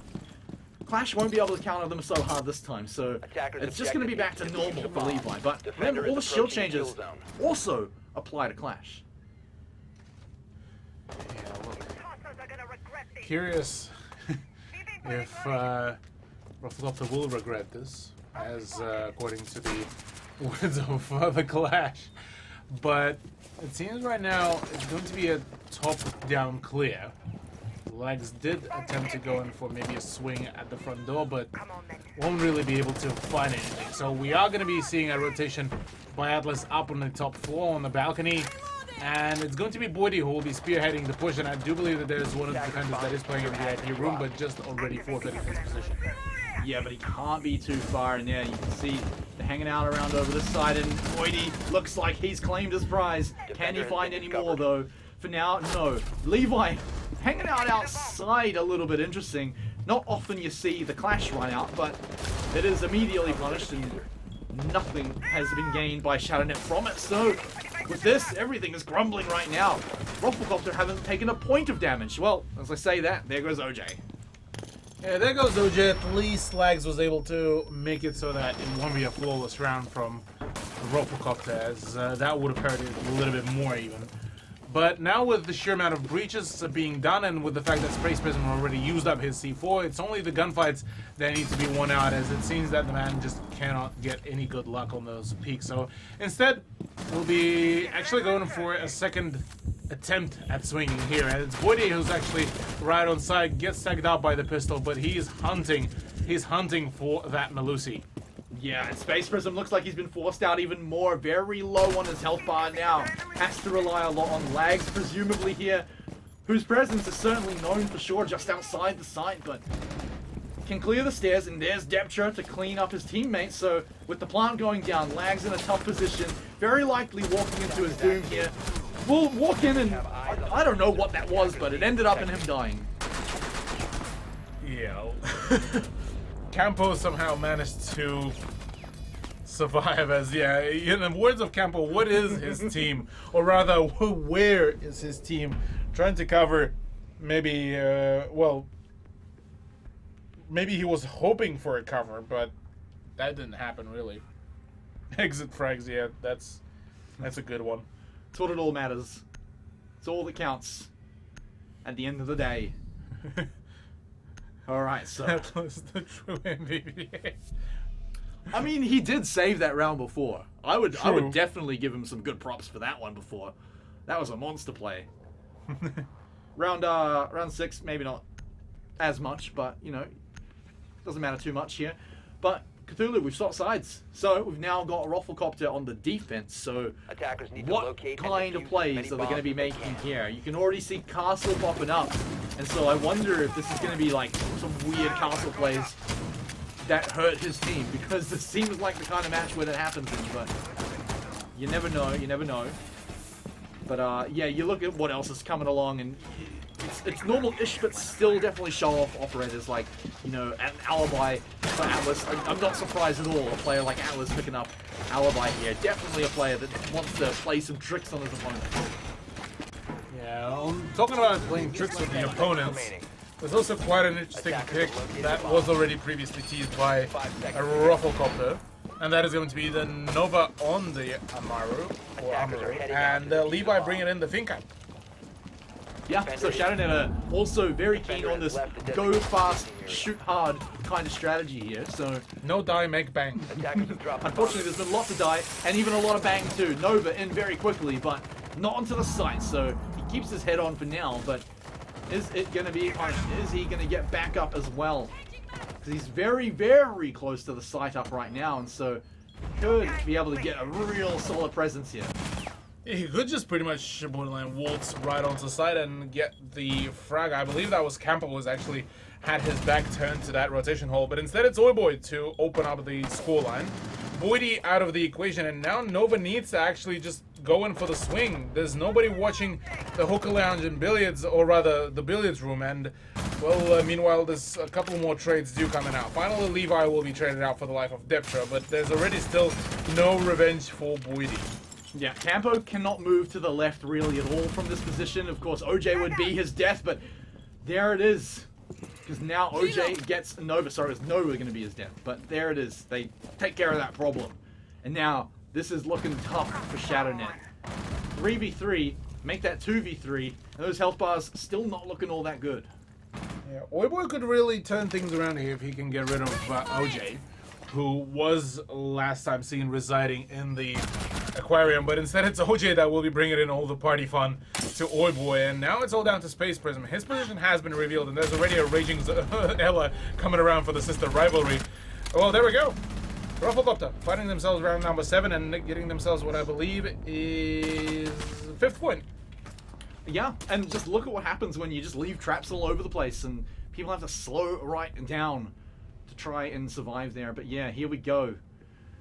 5 points now in the bag for Rufflecopter. Very close to closing this one out. We kind of expected it to go this way, kind of regardless of what sort of operators are being picked up here by both teams. But this is definitely won by Rufflecopter here. Oryx, Clash. That's already interesting in my opinion. So we'll see if both of them stick around. Clash actually going to be the one to be teased and picked away from potentially. I am surprised that it's Atlas that decided to swap off Clash for Capcan rather than say maybe Boydie from Oryx, but at least with Oryx you have a really good mobility and a good gun. Whereas for Clash you don't really have a whole lot of mobility, so I would expect Atlas kind of just wanting to kind of just sneak around and see if he can maybe find some passive damage through those Capcan traps. Okay, so no Clash, but we do get the Oryx. Boydie having a pretty good season overall and having a pretty good game today as well here with whatever operator he has been picking up. So, can Rufflecopter do it and get onto match point? That's going to be a big ask for ShadowNet to stop that happening for sure. Those drones are chasing away their opponents, but eventually the hunters become the hunted. And keep an eye on door. for now, ShadowNet are looking to do the same thing. They want to become the hunters here in this match. Yeah. They want to get out there and get to running as Campo right now, trying to just run away from all the bullets being fired back at him. Deptre is still there, just kind of hoping to maybe find an opportunity for a run out, but instead, here's a few close shots, so we'll be backing out for a little bit more of a safer position. As it seems that most of the ShadowNet roster has actually spawned in the southeast side, which was completely like polar opposite at this point. Yeah, I mean, he's still checking out all these camps, finally sees a victim, and maybe we'll be able to claim it. Actually, looking to go for a run out, but Levi has heard him hitting the barbed wire. Meanwhile, Space Prism's actually got a kill, but a trade comes out. Deptre stopped in his tracks for that run out. And with that, we're now back to even. Yeah, Levi just ended up going, stop right there, you criminal scum. Stopping him right at the run out, but OJ is still alive. He is very much able to frag out, and so is Campo, claiming his triple kill, and well, that's a double for OJ as well, as the man just looks absolutely correct right now. Yeah, and a match point now for Rufflecopter. So, if we want to see the ShadowNet comeback that needs to be now, otherwise, they're going to have one last chance to get a map win this season. Otherwise, there's going to be a very, very sad looking 0-14 for them coming after that one, if they can't pick that one up either. But it looks like Coastline could be all but over. One last one for Rufflecopter to try and clean it out here at the end. But we'll see if ShadowNet can stay alive for a few rounds, or maybe even force that overtime for us. Yeah, I mean, that's still quite a tall order for ShadowNet to really bring out. At the very least, from Rufflecopter, we won't be seeing the almighty Chunker pick, and instead it's just going to be the Special Forces Ned Flanders to be busted out. Whereas for Levi, he is actually swapping over to a much better decision that is going to be the Dokkaebi. Yep, very aggressive lineup coming out for ShadowNet. You can expect this round to be over probably within about a minute 30, 2 minutes at the most. Simply because ShadowNet are going to be rushing in quite hard. They've got a lot of smokes. They've got the glass to work off it. In fact, they've got 8 smokes. That's a huge amount. No stun grenades at all. So really going to be relying on A, a strong post plant, and B, getting to it quickly, because they've got the shield operators to work with. They've got the Candelas to force their way onto the site. All the options are there, and I expect that's how they're going to play. 5 seconds left before insertion. Yeah, OJ, meanwhile, gonna try to... wanted to get a sneaky spawn peak run out, but instead does the quick spawn peak summoning ritual, but to no avail. Just a second too early on that run out, and well, this will be residing to a different position. Atlas, meanwhile, does manage to find the kill into Levi, so that is a Dokkaebi off the position. Now they do need to get rid of maybe Nova, maybe Lags, two players that could potentially cause a few hemorrhages on their eyes, and, well, there's the kill. Atlas, he does come out victorious here. Yeah, Atlas having a great round here. He's already picked up two. Boy from pretty far away is trying to find this one. But even then, from downtown, Atlas gets that one too. So 3 kills. The man might not get his ace as OJ steals the 4th one here, but with only Lags in the way, it looks like this is going to be a Rufflecopter win. Yeah, although we just saw Lags hit a nice shot, but Deptra also punishing Campo does put it into 1v2 situation, but the gunfight is there. Atlas picking up, I believe, what was it? A quad kill? Yeah, did he get 4? I believe it was a 4 kill. He got 3 right at the start. Yeah.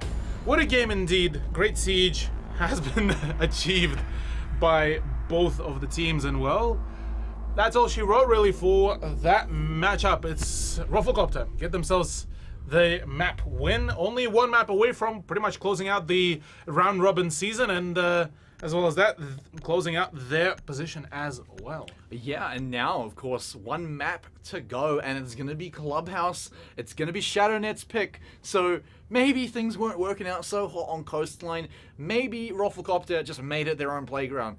If that's the case, then ShadowNet are going to have to come back after the break to bring it back on Clubhouse, their map pick. Welcome back, everyone. We've got one last little treat for you. One last little game for the Rainbow Six Siege Season 3 LPL Pro Round Robin. Man, here we are right at the end. After this, we're going to be going into playoffs, but this match, you guys, Rufflecopter versus ShadowNet. This is one where a lot of people would have a prediction on the winner, and so far it's coming true, because Rufflecopter 6-2? Over on Coastline, or 6-3? 7-2. Sorry, yeah. 7-2. Yeah, 7-2 scoreline on Coastline. Rufflecopter pretty much brought in all of the memes, all of the flicks, all of the clutches, really. Even Atlas was able to pitch in on the whole dilemma. Atlas did awesome. Yeah, that was awesome. Although, a little bit of a, now kind of thinking back to it, it was a little bit of a battle of the spots, but we won't mention that yet. Yeah, but don't tell anyone, chat. But look, Clubhouse is the final map of the round robin season.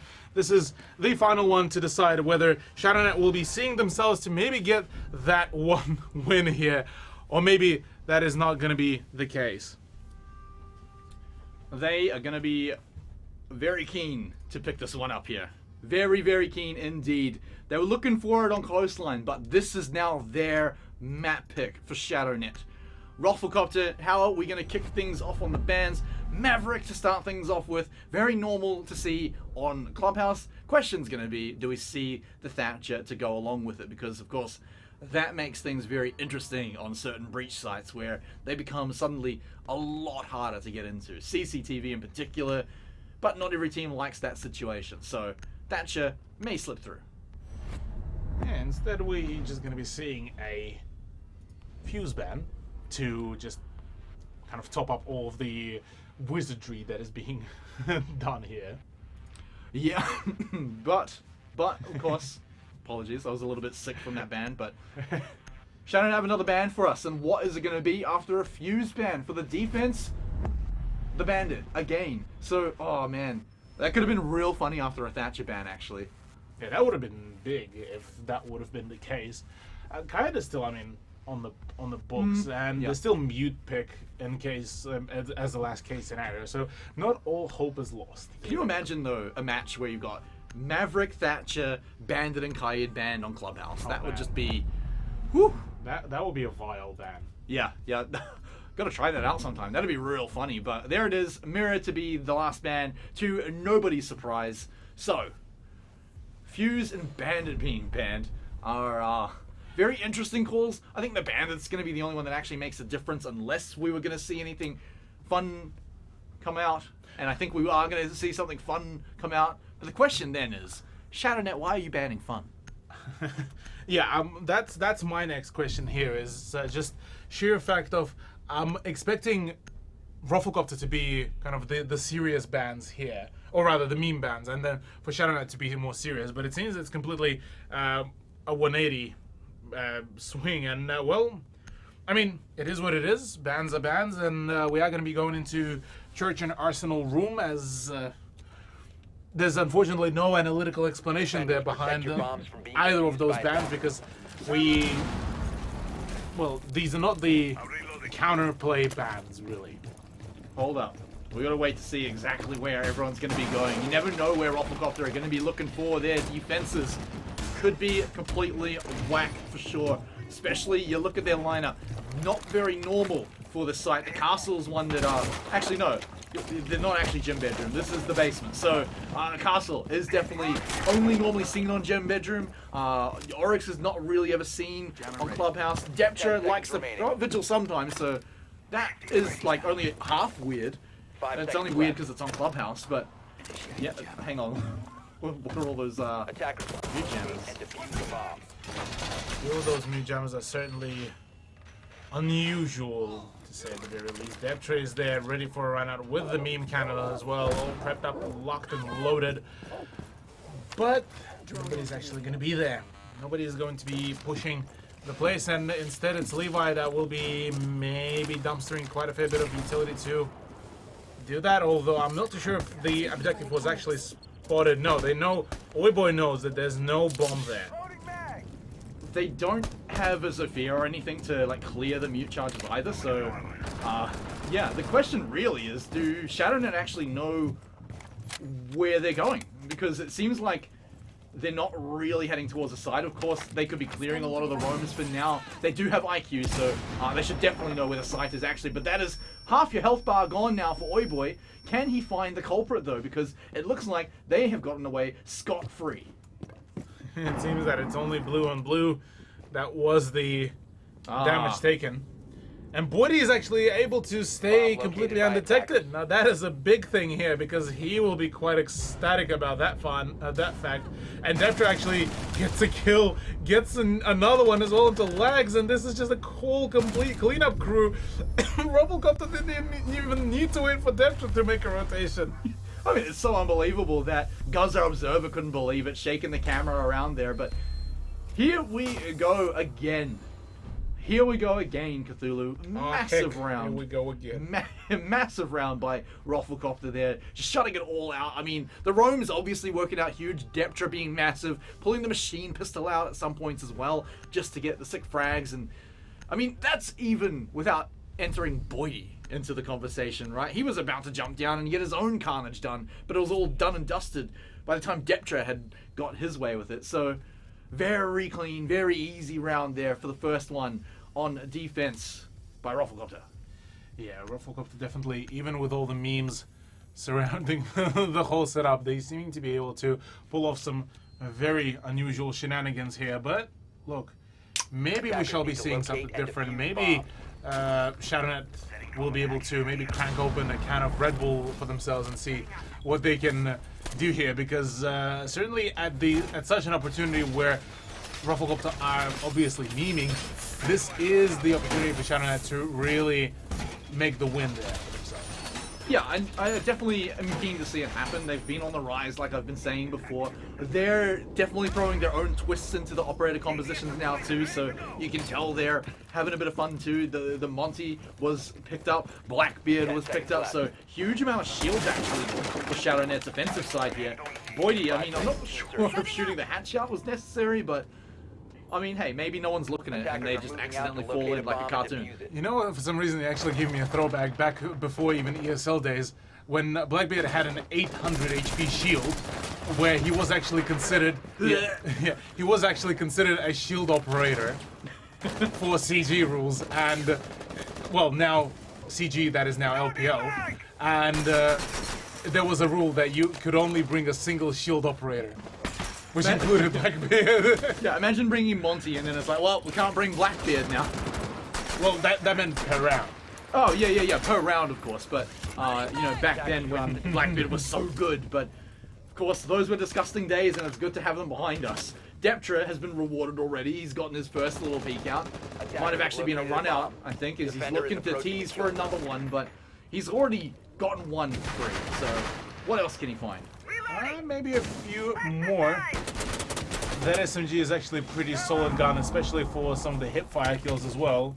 If not the best gun for that very thing. Atlas is actually preparing a run out, maybe hoping to catch the Monty off guard, but Levi is actually holding pretty well and actually able to keep his position pretty stable. I do think that was just to draw his attention over that way, though, because you could see, you know, Atlas just sprinted straight away from the windows. You prep them, you make the sound cues, and then they have to pay attention. Although Atlas, hope he's paying attention here. Oi boy, looks like he didn't find everything he was looking for.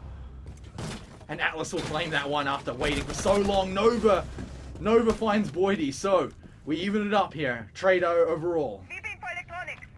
Yeah, 3 versus 3. Atlas still on the roam. Nova could very much find him with the ERC-7 turned on, but he's looking the wrong way. Everywhere but the gym is being spotted, and no. Neither of the players, they still think that Atlas is in the logistics, and well, they're just about to run into the Korean operator. There we go. There's a kill for Atlas. Levi, though, does manage to pick up a kill into Deptra, so there's that. And now it's a 2v2, 2 isolated 1v1 situations. If Nova can find that kill into Atlas, this could be huge. Yeah, one of the ones, though, is Levi or Monty. Here we go, though, as Nova is falling. Now we just have Levi on the Monty. We've all been in this situation before. Can he pull out the pistol and get the job done? He's got a massive shield for it, but he's got the low ground for now. Even as a Monty, that is quite annoying. So he's got a long way to go. A long, long way to go and not a lot of health. Even doing the 360s to keep him safe, but nope, at the end of the day, it's going to be Campo to pick him off. Campo was trying to do his own 360s as well, but finally did manage to land a headshot there whilst the Monty was trying to finish off the downed Atlas. So that's it. Once again, a streak for Rufflecopter to acquire their second point, as it seems that they're still not really planning to let anything kind of happen for ShadowNet, no matter what.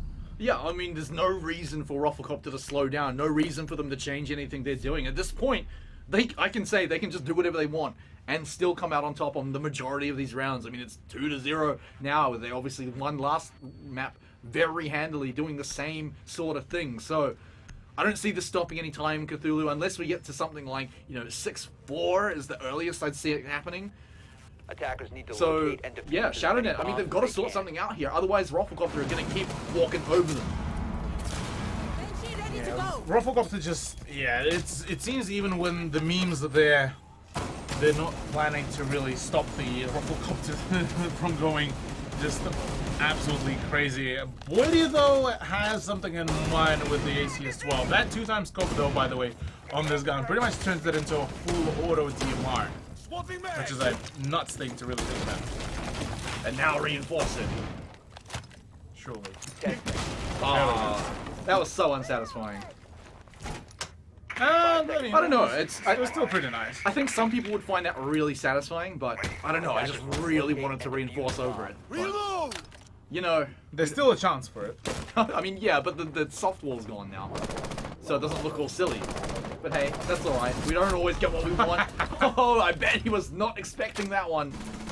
Nova. I mean, he did send his critical up there immediately, so maybe he was predicting it, but oh man, that is a very annoying one to lose. Yeah, that's definitely a bit of a tilter there, especially for Nova, the man who was so efficient on the soft breaching, as well as that was bringing in the sledge, but that didn't really happen. So we are going back to it, back to 4v5, back to the advantage for Rufflecopter, and well, Levi with a shotgun will be trying to clear out some area, but Lags somehow already got cut off, but Levi doesn't forgive. Yeah, solid work on the pistol there to get the drop onto Deptra, and now can continue on his way. We've also dropped down Lags at some point, so he does manage to get back up. But again, that is very low health, and just, will drop down on the next one. So, has to watch out for Boydie. Oh my word. The man has got so many bullets flying towards him, but sends just as many right back. And that is 3 kills now for Rufflecopter, and yet, ShadowNet, they sent a down back, and have 1 man to finish the job. Yeah, Space Prison is still at the very least on full HP. Boydie is down, so theoretically this is a 1v2 situation. If Campo and Atlas go down, Boydie will automatically die as well. So, look, this is still fairly workable for the Space Prism. still yet to be decided whether that is going to be the case. Boydie has been actually picked back up, so we're back to a 3v1.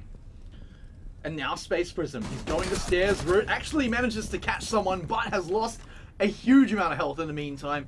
Not at full health any longer. Boydie, does he actually go for the run out there? That would be interesting for sure, but the rest of Rufflecopter are happy to just sit back and just chill, because there's still a minute for them to waste.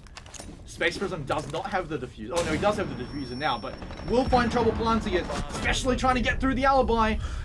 And Atlas takes advantage of that immediately with the pistol, I might add. That's the handheld shotgun that gets that receives a drive-by award for Atlas. And look, yeah, third round in a row. Once again, a similar outcome that we're currently seeing comparative to Coastline. So maybe Church and Arsenal Room will be next up. But yeah, Pokeball didn't certainly work out there. Now, here's the problem. The best time to throw a Pokeball at an operator is when they're downed by a Frost Trap. Because they're downed, they're paralyzed, and I don't think there's any other... I mean, maybe a Goo might? No, because that would just kill you. Or no, it doesn't anymore, does it? No, the tick damage could still kill you. Oh, yeah, I guess. Yeah, so... Whoa. Yeah, I guess that would be the best time to throw a Pokeball. Yeah. Maybe, I mean, let us know in the comments, you guys. Let us know in the chat if there's anything else that... any other debuffs to put to sleep or... I think sleep and paralyze is like the best way to catch a Pokemon. But I'm digressing here. I could go on for years about Pokemon. Boydie he's relentless. He sees a bad Goomon, get that thing out of my face, completely destroy it, and knife it. He doesn't care for Campo's feelings there about his soup cans, and well, instead just gonna try to maybe go and swing there with the Keratos revolver, which is a gun that I love and hate. I love that it can pretty much just bulldozer anyone that even tries remotely to just swing at you. But the moment you miss any of these shots, well, the first few shots, that's it, you're dead. Attacker's objective is to locate a bomb and defuse Going it. for an interesting, interesting decision with the 5-7, but decides to opt out of it instead. And well, we are going to be seeing actually a full Eastern spawn from Shadownet to try to avoid most of these run-out shenanigans. Yeah, and so far they've avoided them pretty well, but they're all aiming at the same window and very much trying to clear it out to get on inside. Live droning as well at the same time to make sure everything is clear and they can take very quick control of the blue tunnel here. But where else are they going to come from? Because they've been flanked. Boydie. Oh no! Oh, he's going in. Oh, OJ. OJ gets a triple off the shotgun, but gets punished by Space Prism. Oh my goodness. T2, by the way. OJ, you don't need to roast him that hard. Come on. What a legend, though. I don't think he stopped clicking the left mouse button there. He just constantly went in. We never heard the sound stop until his life stopped. And he got all of those frags very well, setting Shadownet in this position again, where Space Prism has to get the 1v3. And of course, we know that is a hard job for anyone. Yeah, that is it. The whole of the Blue Stairs entry has been just an absolute graveyard there, as most of the players did die from that very position. And my goodness, what a round, what a series already. Oh, 4-0 though, and like I said, you know, no reason for Rufflecopter to stop, no reason for Rufflecopter to slow down. Keep it up. I love it. You're still winning with these insane strategies, and going into playoffs, no one's going to know what you're going to be doing. They played similarly to this, I think, no, not last week. It was someone else, but, you know, this is going to be a good few weeks where you don't really know what Rufflecopter are doing on Clubhouse, or what they could do on Coastline if you wanted to go there either. But Clubhouse being a really popular map, I mean, what are they going to do? They're not going to do this in playoffs. Maybe they will. Maybe. That would be awesome. That would be awesome. But I mean, yeah, the thing is though, Rufflecopter are one of the few teams right now in LPL Pro that can afford kind of memeing it up whilst also winning with the meme picks. Flawlessly.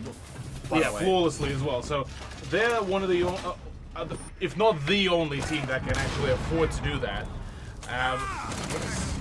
Okay, Levi is just harassing one of the defenders with the Twister on Zaps. But yeah, look, Seconds left before insertion. they could afford it because they also have the OCN relegations 5 to seconds play. remaining. And this could be a huge thing as well, which could potentially allow them to essentially transfer from a tier 2 team to a tier 1 team. I mean, they're making the statement here right now. no. I mean, that's a statement from Space Prism for sure, but Levi gets an actual kill here on the enemy team, and that will even it right back up. But what are we going to do here to get these boys inside ShadowNet? They are stuck in spawn. Yeah, they've full-blown stuck in there. OJ is attempting to peek with the 5-7, but Teftra is actually taking quite some, just one tick of damage. Maestro cam right there, but no. Maestro camera could have been there, but Space Prison does catch the clash off guard. Boydie does take quite some damage as well from Nova. And oh, another one swing onto OJ. Nova doing some good work. Now it's all down to Atlas in a 1v3 situation. A spooky boy versus a spooky girl. The Texan with a big charge and a Frenchie. And well, that didn't really work. No, and it didn't really work for Rockcopter either. Unfortunately, Atlas couldn't save that one either. Stuck in a Space Prism situation there himself. And now that's one round finally on the board for ShadowNet.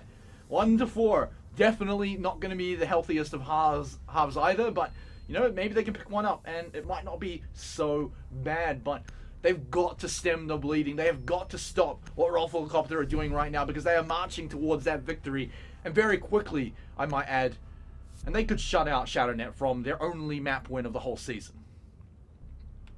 Yeah, and this could be the big play here, but look, right now, ShadowNet, last round on their attack, Nova to bring in the blitz, and Atlas actually, funnily enough, somehow reads into that pick and actually will be bringing in a warden that will be a direct counter to the blitz as well. So on gym bedroom defense, we've seen already previously a gym bedroom defense before from Rockcopter, and it was mainly centered around defending C2V and the cache instead.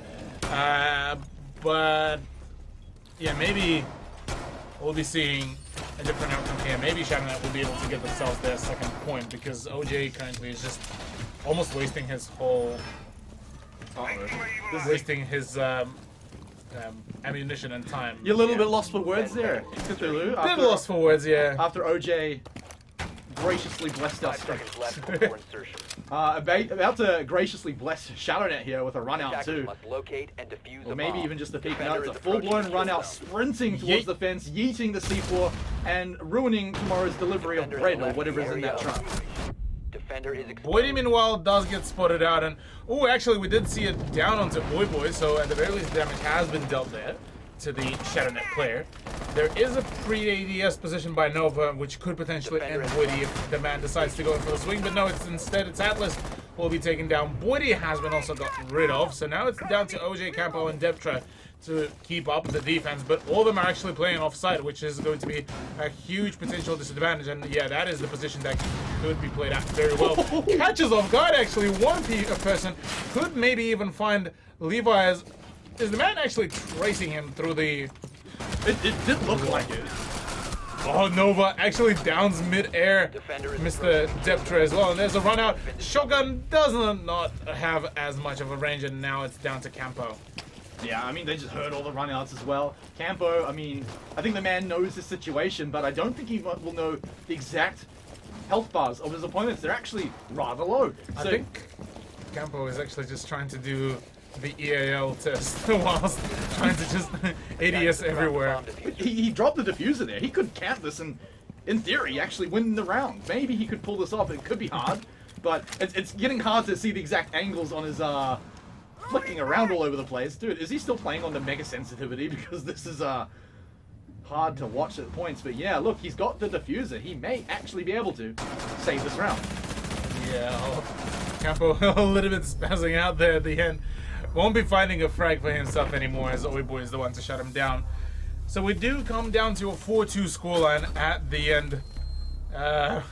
Yeah, was he cosplaying the sensitivity from before, or am I missing something else? Maybe. If you know, you know. Maybe I don't know. That must be it. But that's another round for ShadowNet. So the gap maybe not so big anymore, but it's still a solid half for Rockcopter. And now it's showing that they can't just get away with every single round they want. They do actually have to put in some amount of effort to pull out a win here. And you look at their comp, they've got the breaches, but then everything else changes up after that. I mean, Ash is a bit normal for Campo. The Ying and Monty, definitely going to be the differences here. I mean, we saw Detra on a few occasions on a shield, so it's not as unusual thing, but we haven't seen it on Clubhouse, I believe. Yeah, we didn't see him on Clubhouse to go into Monty, so yeah, that's definitely a new thing. Maybe it will work out, maybe not. We'll have to see, because yeah, it still seems like Rufflecopter are kind of memeing still about it all. Yeah, but I mean, ShadowNet are still trying to pull out their own sort of twists as well, kind of like before, where they've got like 80% of the main comp, and then a little bit of flavor added in. The Nova on the Vigil. You don't normally see Vigil run on this site, but they can try and make it work. You also don't normally see this wall opened up entirely either, so it could be very different. Maybe they reinforce it for me and give me that satisfaction. Look at how cool that would look on the other side. You can't tell me that won't look really cool. Yeah. Actually, that's not gonna last very long. Yeah. I'm reloading. That one part would of it would it block? It would block the no, it wouldn't block the bullets. It would block the bullets, like that one Melusi device. But the moment that wall will be destroyed, that will be it. Good. I don't know. Funnily enough, I've never theorized about this before. So, I mean, I've seen Nico pull off a fair few of these kinds of angles, and especially the most infamous one is the double maestro stack on the spiral stairs of Consulate. Triple rafters. But triple rafters set up by ShadowNet is definitely a very curious setup. Although legs did get down, OJ does manage to find some redemption back onto Nova. Should be able to take control of the red stairs, but instead it's Oiboy that takes control of OJ's soul. And red stairs is certainly going to be a way to go for it as well. They've also got the main door just completely theirs if they did want to choose to go through that way. Deptra can hang super far back, which is an interesting choice for the Monty. But hey, look, if you can get that one tap, then go for gold, mate. But red stairs would be a great position for Rufflecopter to grab. 3 people from ShadowNet are sitting in the rafters right now. And if they can get there, that is a great line of sight over there. And you can basically force them into a retake. Uh-oh. Uh-oh, Atlas, have you got a guess you're expecting? Atlas is awaiting for something to really happen. Campo cannot hit the shots here onto Space Prism, and well, now gonna go actually for the ADS, gets the kill, surprisingly enough, but instantly traded out by Levi, and well, Atlas is the last man standing again to try to clutch it out. Still 2 of the remaining defenders are very much high on HP, but oh, it's a double. It's a 1v1 situation now. Oiboy has 3 of his gas grenades, so he will start using them right now, even though that Atlas is not even remotely close to the site. And there's so much time. A whole minute to make a 1v1 happen. You know, you obviously have to deal with... Okay, that is something I haven't seen for a while, but hey, that definitely gets the job done. But can he find the smoke? Because he does have diffuser in hand, can go for a plant play if he wants to, but obviously against smoke, that is ill-advised. So, goes for the gunfight and loses it. Oiboy saves the round. Now it's ShadowNet's time for 3 rounds in a row. Very nicely done. Good swing as well, gotta say, as man is able to clutch it out after a few more so meme rounds with the pistols. But now it's 3-4 scoreline, a much more closer prospect for ShadowNet to really maybe take control of. And for the attack of Rufflecopter, it seems that they kind of dialed down their effectiveness in their aggression, it seems. And maybe even dial down their own flavors onto it. You can see things like, you know, Habana and Ace are constantly coming out, so they're definitely still relying on that. Ash is also popping up, but this one's a bit more towards that side. And does the Ace actually stick around too? Because if that gets swapped off, that would be a bit surprising, but it does stick around here to get into the basement. The Blackbeard as well, a little bit different. Amaru coming into is definitely a way different round on the church site than we're usually used to. Campo, I mean, what are you even going to do with the Gara hook here? You'd probably, I mean, maybe roam clearing and catch someone at the top of the building, but there's no windows to the basement, Cthulu. Yeah. I'm not particularly too sure about that decision about the Amaru, but I'm assuming it's at the very least it's partially due to just a gun. The gun is just too good, so that's just going to be used here by Campo. As well as that, some flashbangs as well as that. And maybe after, say, the plant was down, quick rappel up through the kitchen hatch and just watch over from above. Attackers must locate. That is, if he'll be able to stay alive before that even happens. Oh, Boydie playing with death there as well himself. As Nova looking for his victim on the dock, who was, by the way, shown up here on Clubhouse. And so, the dirt tunnel also going to be a focus here for Rafflecopter 2. Actually, quite a lot of operators coming down here. Boydie can lead the charge with the shield. No smoke on the other side either tonight, so they can make some very decent progress here. Most definitely, but Nova does already find the shot into Campo, so no more of the Amaru is going to be present. Already another push, another inch, another meter of the dirt tunnel has been taken, and Boydie already makes quite a hefty push as well there. Already another peek by Lags as well to try to maybe get some sort of aggression out of there, and Deptra is attempting to assist Boydie here on the push, but nothing is seeming to be working out at all here. Lags is the last, well, not the last, but the first person to really contest the exit out of the dirt tunnel into the armory. Yeah, and see, this would have been really good if they actually had OJ and Campo still alive to make the crossfire, but Levi wants to make the solo hero play. It ends up only being a trade though, but now Deptra, he's only got the face shield and not the whole body shield this time, but that's going to be just enough for him to get that out. And actually another one, a head shot through the floorboards, and there it is, Atlas as well. Rafflecopter are actually going to save this round, I don't believe it. A bomb has been Yeah, but located. Deptra is really low right now. The moment the drone will spot Space Prison position, there's going to be a all-out call there. Flashbang starting to fly in, and there's the swing as well. But no, Deptra surprisingly does come out victorious there within that gunfight. Will be saving Rafflecopter from yet another streak from ShadowNet.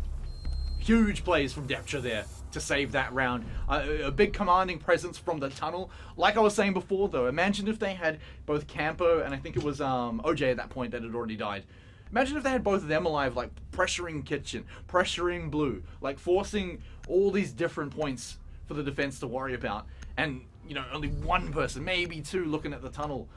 But they couldn't do it. But if they can make it happen again here as it's a retry on the site, then maybe it could be even more successful. However, I don't see any shield operators. This looks like we are back to normal Cthulhu. I don't actually believe it. I don't believe my own eyes. Yeah, it looks like we just have normalized the general Protect your bombs from being comp defused setup by from attackers. both of the teams. Nothing too unusual, yeah. Guns-wise, everything looking pretty standard. Levi, I'm assuming he's on MP5 like he was before, so yeah. It seems that we are, for the last few rounds, we are going to pretty much standard lineups. Yeah, and this is sort of what I was talking about. As it gets closer, I'm not saying that Rafflecopter are like worried that ShadowNet are going to overtake them, but the chance is always there, and the closer they get, the higher that chance gets. So why not close it out early, shut that chance down? I mean, obviously it's not going to change anything in the standings, but perhaps maybe a little bit for their honor. So hold on to that. Yeah, honor is still going to be a big thing to really talk about for some of these teams. Some redemption could be there as well. For ShadowNet, they would still want to really find themselves maybe a map here, and maybe on the final day break their loss streak here, but certainly doesn't look too favorable here. That is a very interesting Banshee device that is being set up. But meanwhile, Rafflecopter are already attempting to hunt a few of those defenders, but in a very passive way. Yeah, but I mean, look, this looks like every other week of Clubhouse. It's taken us to round 9 to get a round that looks like this, but finally we get the control of the kitchen, and look at how quick and ruthless Rafflecopter are already being. They haven't got the frags yet, but look at Levi, the bravery on this man to just walk on up to these holes, walk on up to the hatch to try and steal a frag here. If he can get one here, he could shut this attack down, and even shut down any kind of drops from the kitchen. Still nothing just yet. Boydie hasn't found his kill, but he is not all that healthy. Levi under fire. There's the impact. No kill just yet, but look at the health bar for Levi. Yeah, he manages to run away with just barely, but yeah, that frag grenade, by the way, or rather impact grenade, was threading the needle right in between the beams that actually landed on OJ's face. Yeah, and look at his health bar. You'd think an exploding grenade in your face would do a bit more, but maybe Hibana... Oh, she doesn't even wear a helmet. It's just like a flimsy hood. So apparently has she wears on some of the headgear, she wears a face mask, so Bomb located. maybe COVID grenades, maybe saved her. Yeah, the goo mine grenades. That could be a new operator. On attack, just an attacking legion that throws grenades. Interesting. That shoot out goo mines. Oh boy. Oh boy, what a disaster that would be. Boydie, he's still hanging out in the kitchen here with diffuser in hand, and we're yeah, what is Campo up to here? Because he is just trying to get one long line of sight down, very far off the site, very far off any of the rooms involved as well, but it's a stalemate here at the kitchen, Cthulhu. Yeah, Boydie is kind of almost puzzled as to where does he want to go in for the peak. Seems that right now doesn't really want to miss out on any opportunities. He does spot a ballistic shield there, so maybe this is where he could potentially play off. But right now, Space Prism on the prowl could potentially find Boydie's body. Yeah, think about how often they've been walking, leaving their toes over these holes on the floor. Levi, he finally gets rewarded for it, but unfortunately couldn't get out with his life intact. But that could be just what they were looking for. They're shutting a Boydie down. And now maybe they can find it, because there's only 20 seconds left. That diffuser has to get dropped down pretty much immediately by Deptra. Atlas, another kill. This could be Rufflecopter securing it to match point now, but Space Prism? No, not enough. Now it has to be Oi Boy, but look at that health bar. That is a dream for sure. Maybe he can get it during the plant. That's one. Can he stop Atlas? Atlas has to plant. Atlas has to get the frag, and he can't get it. You have run out of time. ShadowNet won. Well, ShadowNet able to just clinch by that round, able to make it work, and well, yeah, at the end, do score themselves a kill onto the person, onto Campo, who was watching the planter, and well, 4-5 scoreline, still few rounds away before we shall be seeing who will be the winner of this map, and it seems like ShadowNet are actually able to still win out a fair few gunfights for themselves. Yeah, it's kind of interesting that ShadowNet are stepping it up here.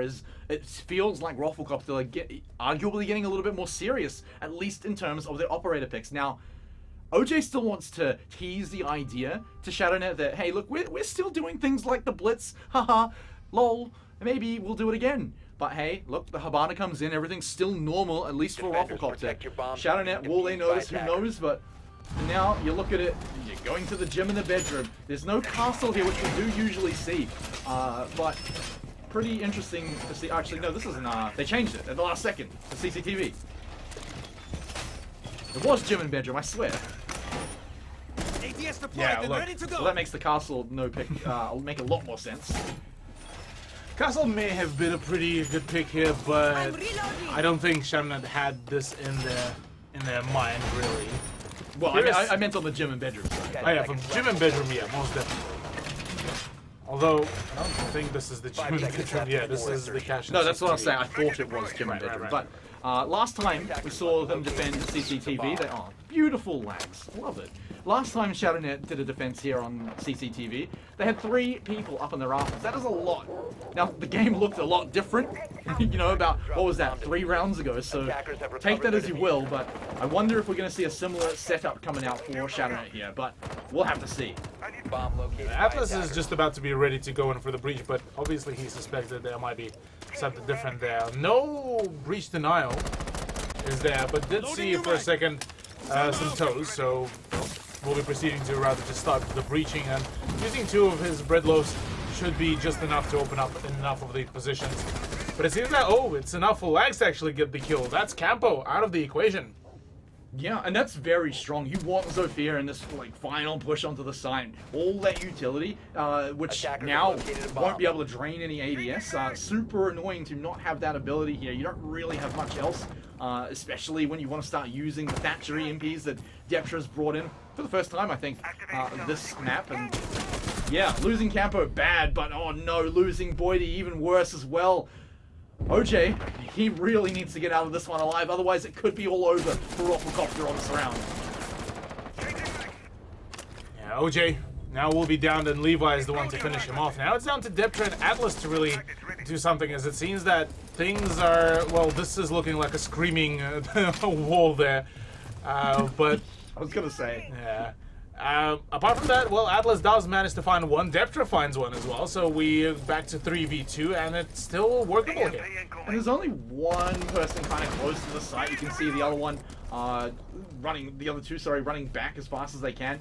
But not really anything for Rufflecopter to force on them at this point, right? So they want to clear out anything that could potentially be behind them, would be a disaster. They have the time to do it too. Setting up a 2v3, never going to be easy for sure.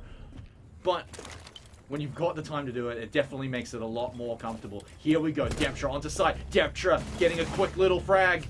It's 2v2, can even EMP the Banshees too, so now they're a little bit unimpeded. Space Prism is also taking a bit of damage, so they found each other. But who's going to come out on top here? Still that 2v2, but now Rufflecopter are starting to run out of time. No, there it is, Space Prism down. Just Oiboy to stop this plant. Oiboy last time was able to do that very thing, so Atlas will attempt to try to get the plan going, and Oiboy should get a good indication the moment that Banshee device will get back into the play, but the smoke grenade will be preventing the sightline, so at the very least there's that. There's the plan down, and now Boydie should, or rather Deptra should get a good flank onto Oiboy, and maybe Atlas to go in for the flank. Oh, Oiboy now going brave and using the impact, but is quickly shut down by Deptra, who already had the crossfire. And now this should be Rufflecopter on to match point. Finally closing a round out after ShatterNet. They put a bit of a stop in the works, but looks like Rufflecopter broke through.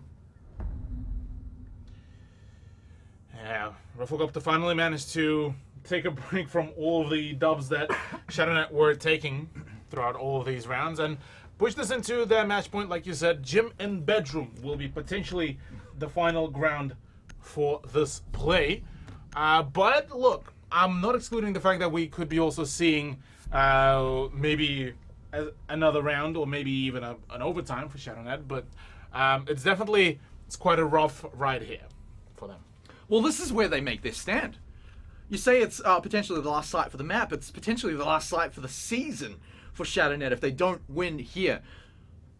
They're on death's door right now. They want that one map win throughout the season. They just want it so badly. 2 rounds away to evening it up to overtime. And then they could take it. Then they could get all that glory. But after that last round, Rufflecopter, they're definitely making sure that's not going to happen here. You look at it, they are back to full try-hard mode, which is great to see. They've got the Thermite and the Thatcher to open up any door they want. They've got all the operators they need to make Clubhouse work. And ShatterNet, it's time to weather the storm. It's worked out in a few of the previous recent rounds, so there's no reason they can't do it for another few.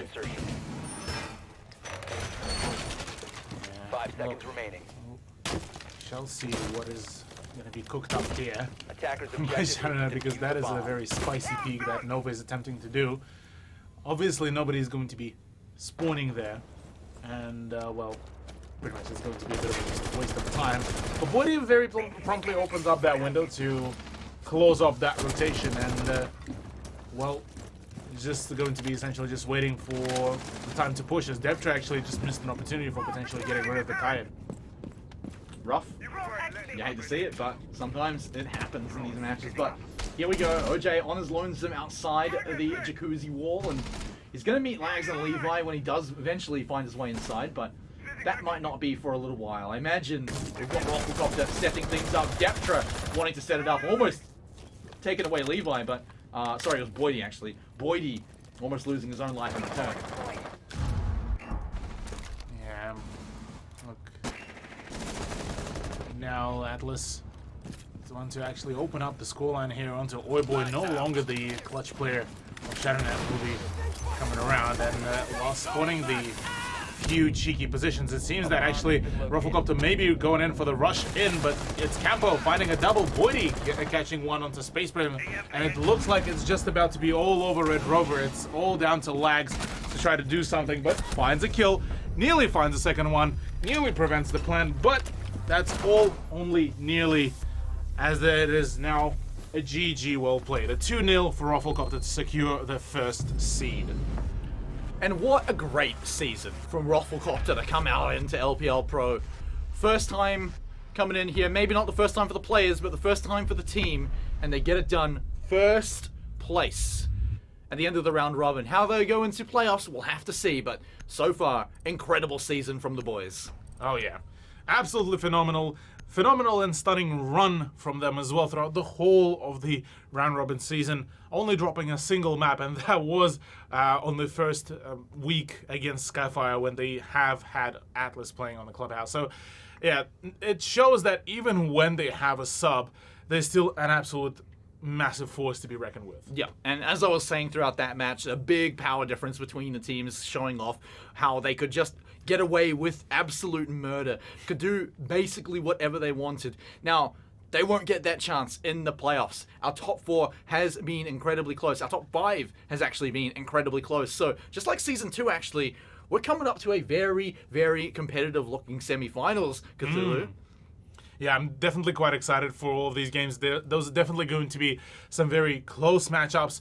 I'm definitely expecting quite a few of those to go into full overtimes. Those are also going to be best of 3s. Now, that is probably the most exciting part of it, because now also the question of the endurance could be also coming in for some of these teams if they will push it to the 3rd map. And from there on, it's just essentially a matter of who will be able to persevere through all the hardships. And maybe for Tesla, persevere through just as many reconnects as possible. Yeah, well, maybe a little bit rough for him, for sure. Like it was a little bit tonight. But although, of course, we did see some wins come out for the teams here. And pretty happy for the ones that did. Now, top 4 all locked in. Bottom 4 all locked in. In fact, the whole leaderboard all locked in. And with that, we've only got the playoffs to go. So, ladies and gentlemen, you know, we're going to close up the show here, but I do have to shout out our magical sponsors here before we go. Of course, Sky City, Vodafone, Conquer, WD Black, and Red Bull, and of course, Extrafy, who have got their sweet-ass mice and keyboards out in all good PC gaming stores. So check them out. I'm telling you. But, Cthulhu, we're going to have to go and take a rest because we've got a week to go. Next Tuesday, we're going to be coming back 8:30 p.m. New Zealand Standard Time for the semi-finals, and we are going to see you guys there. It's all down to Mitchie to try to deny that. He's not able to deny the plan. He's able to run down the time. Here it stops again. 1 kill already done. Next kill already done. Numbers do usually win out, so they are going to pick it up out through the wall. Camera in position. Get behind me!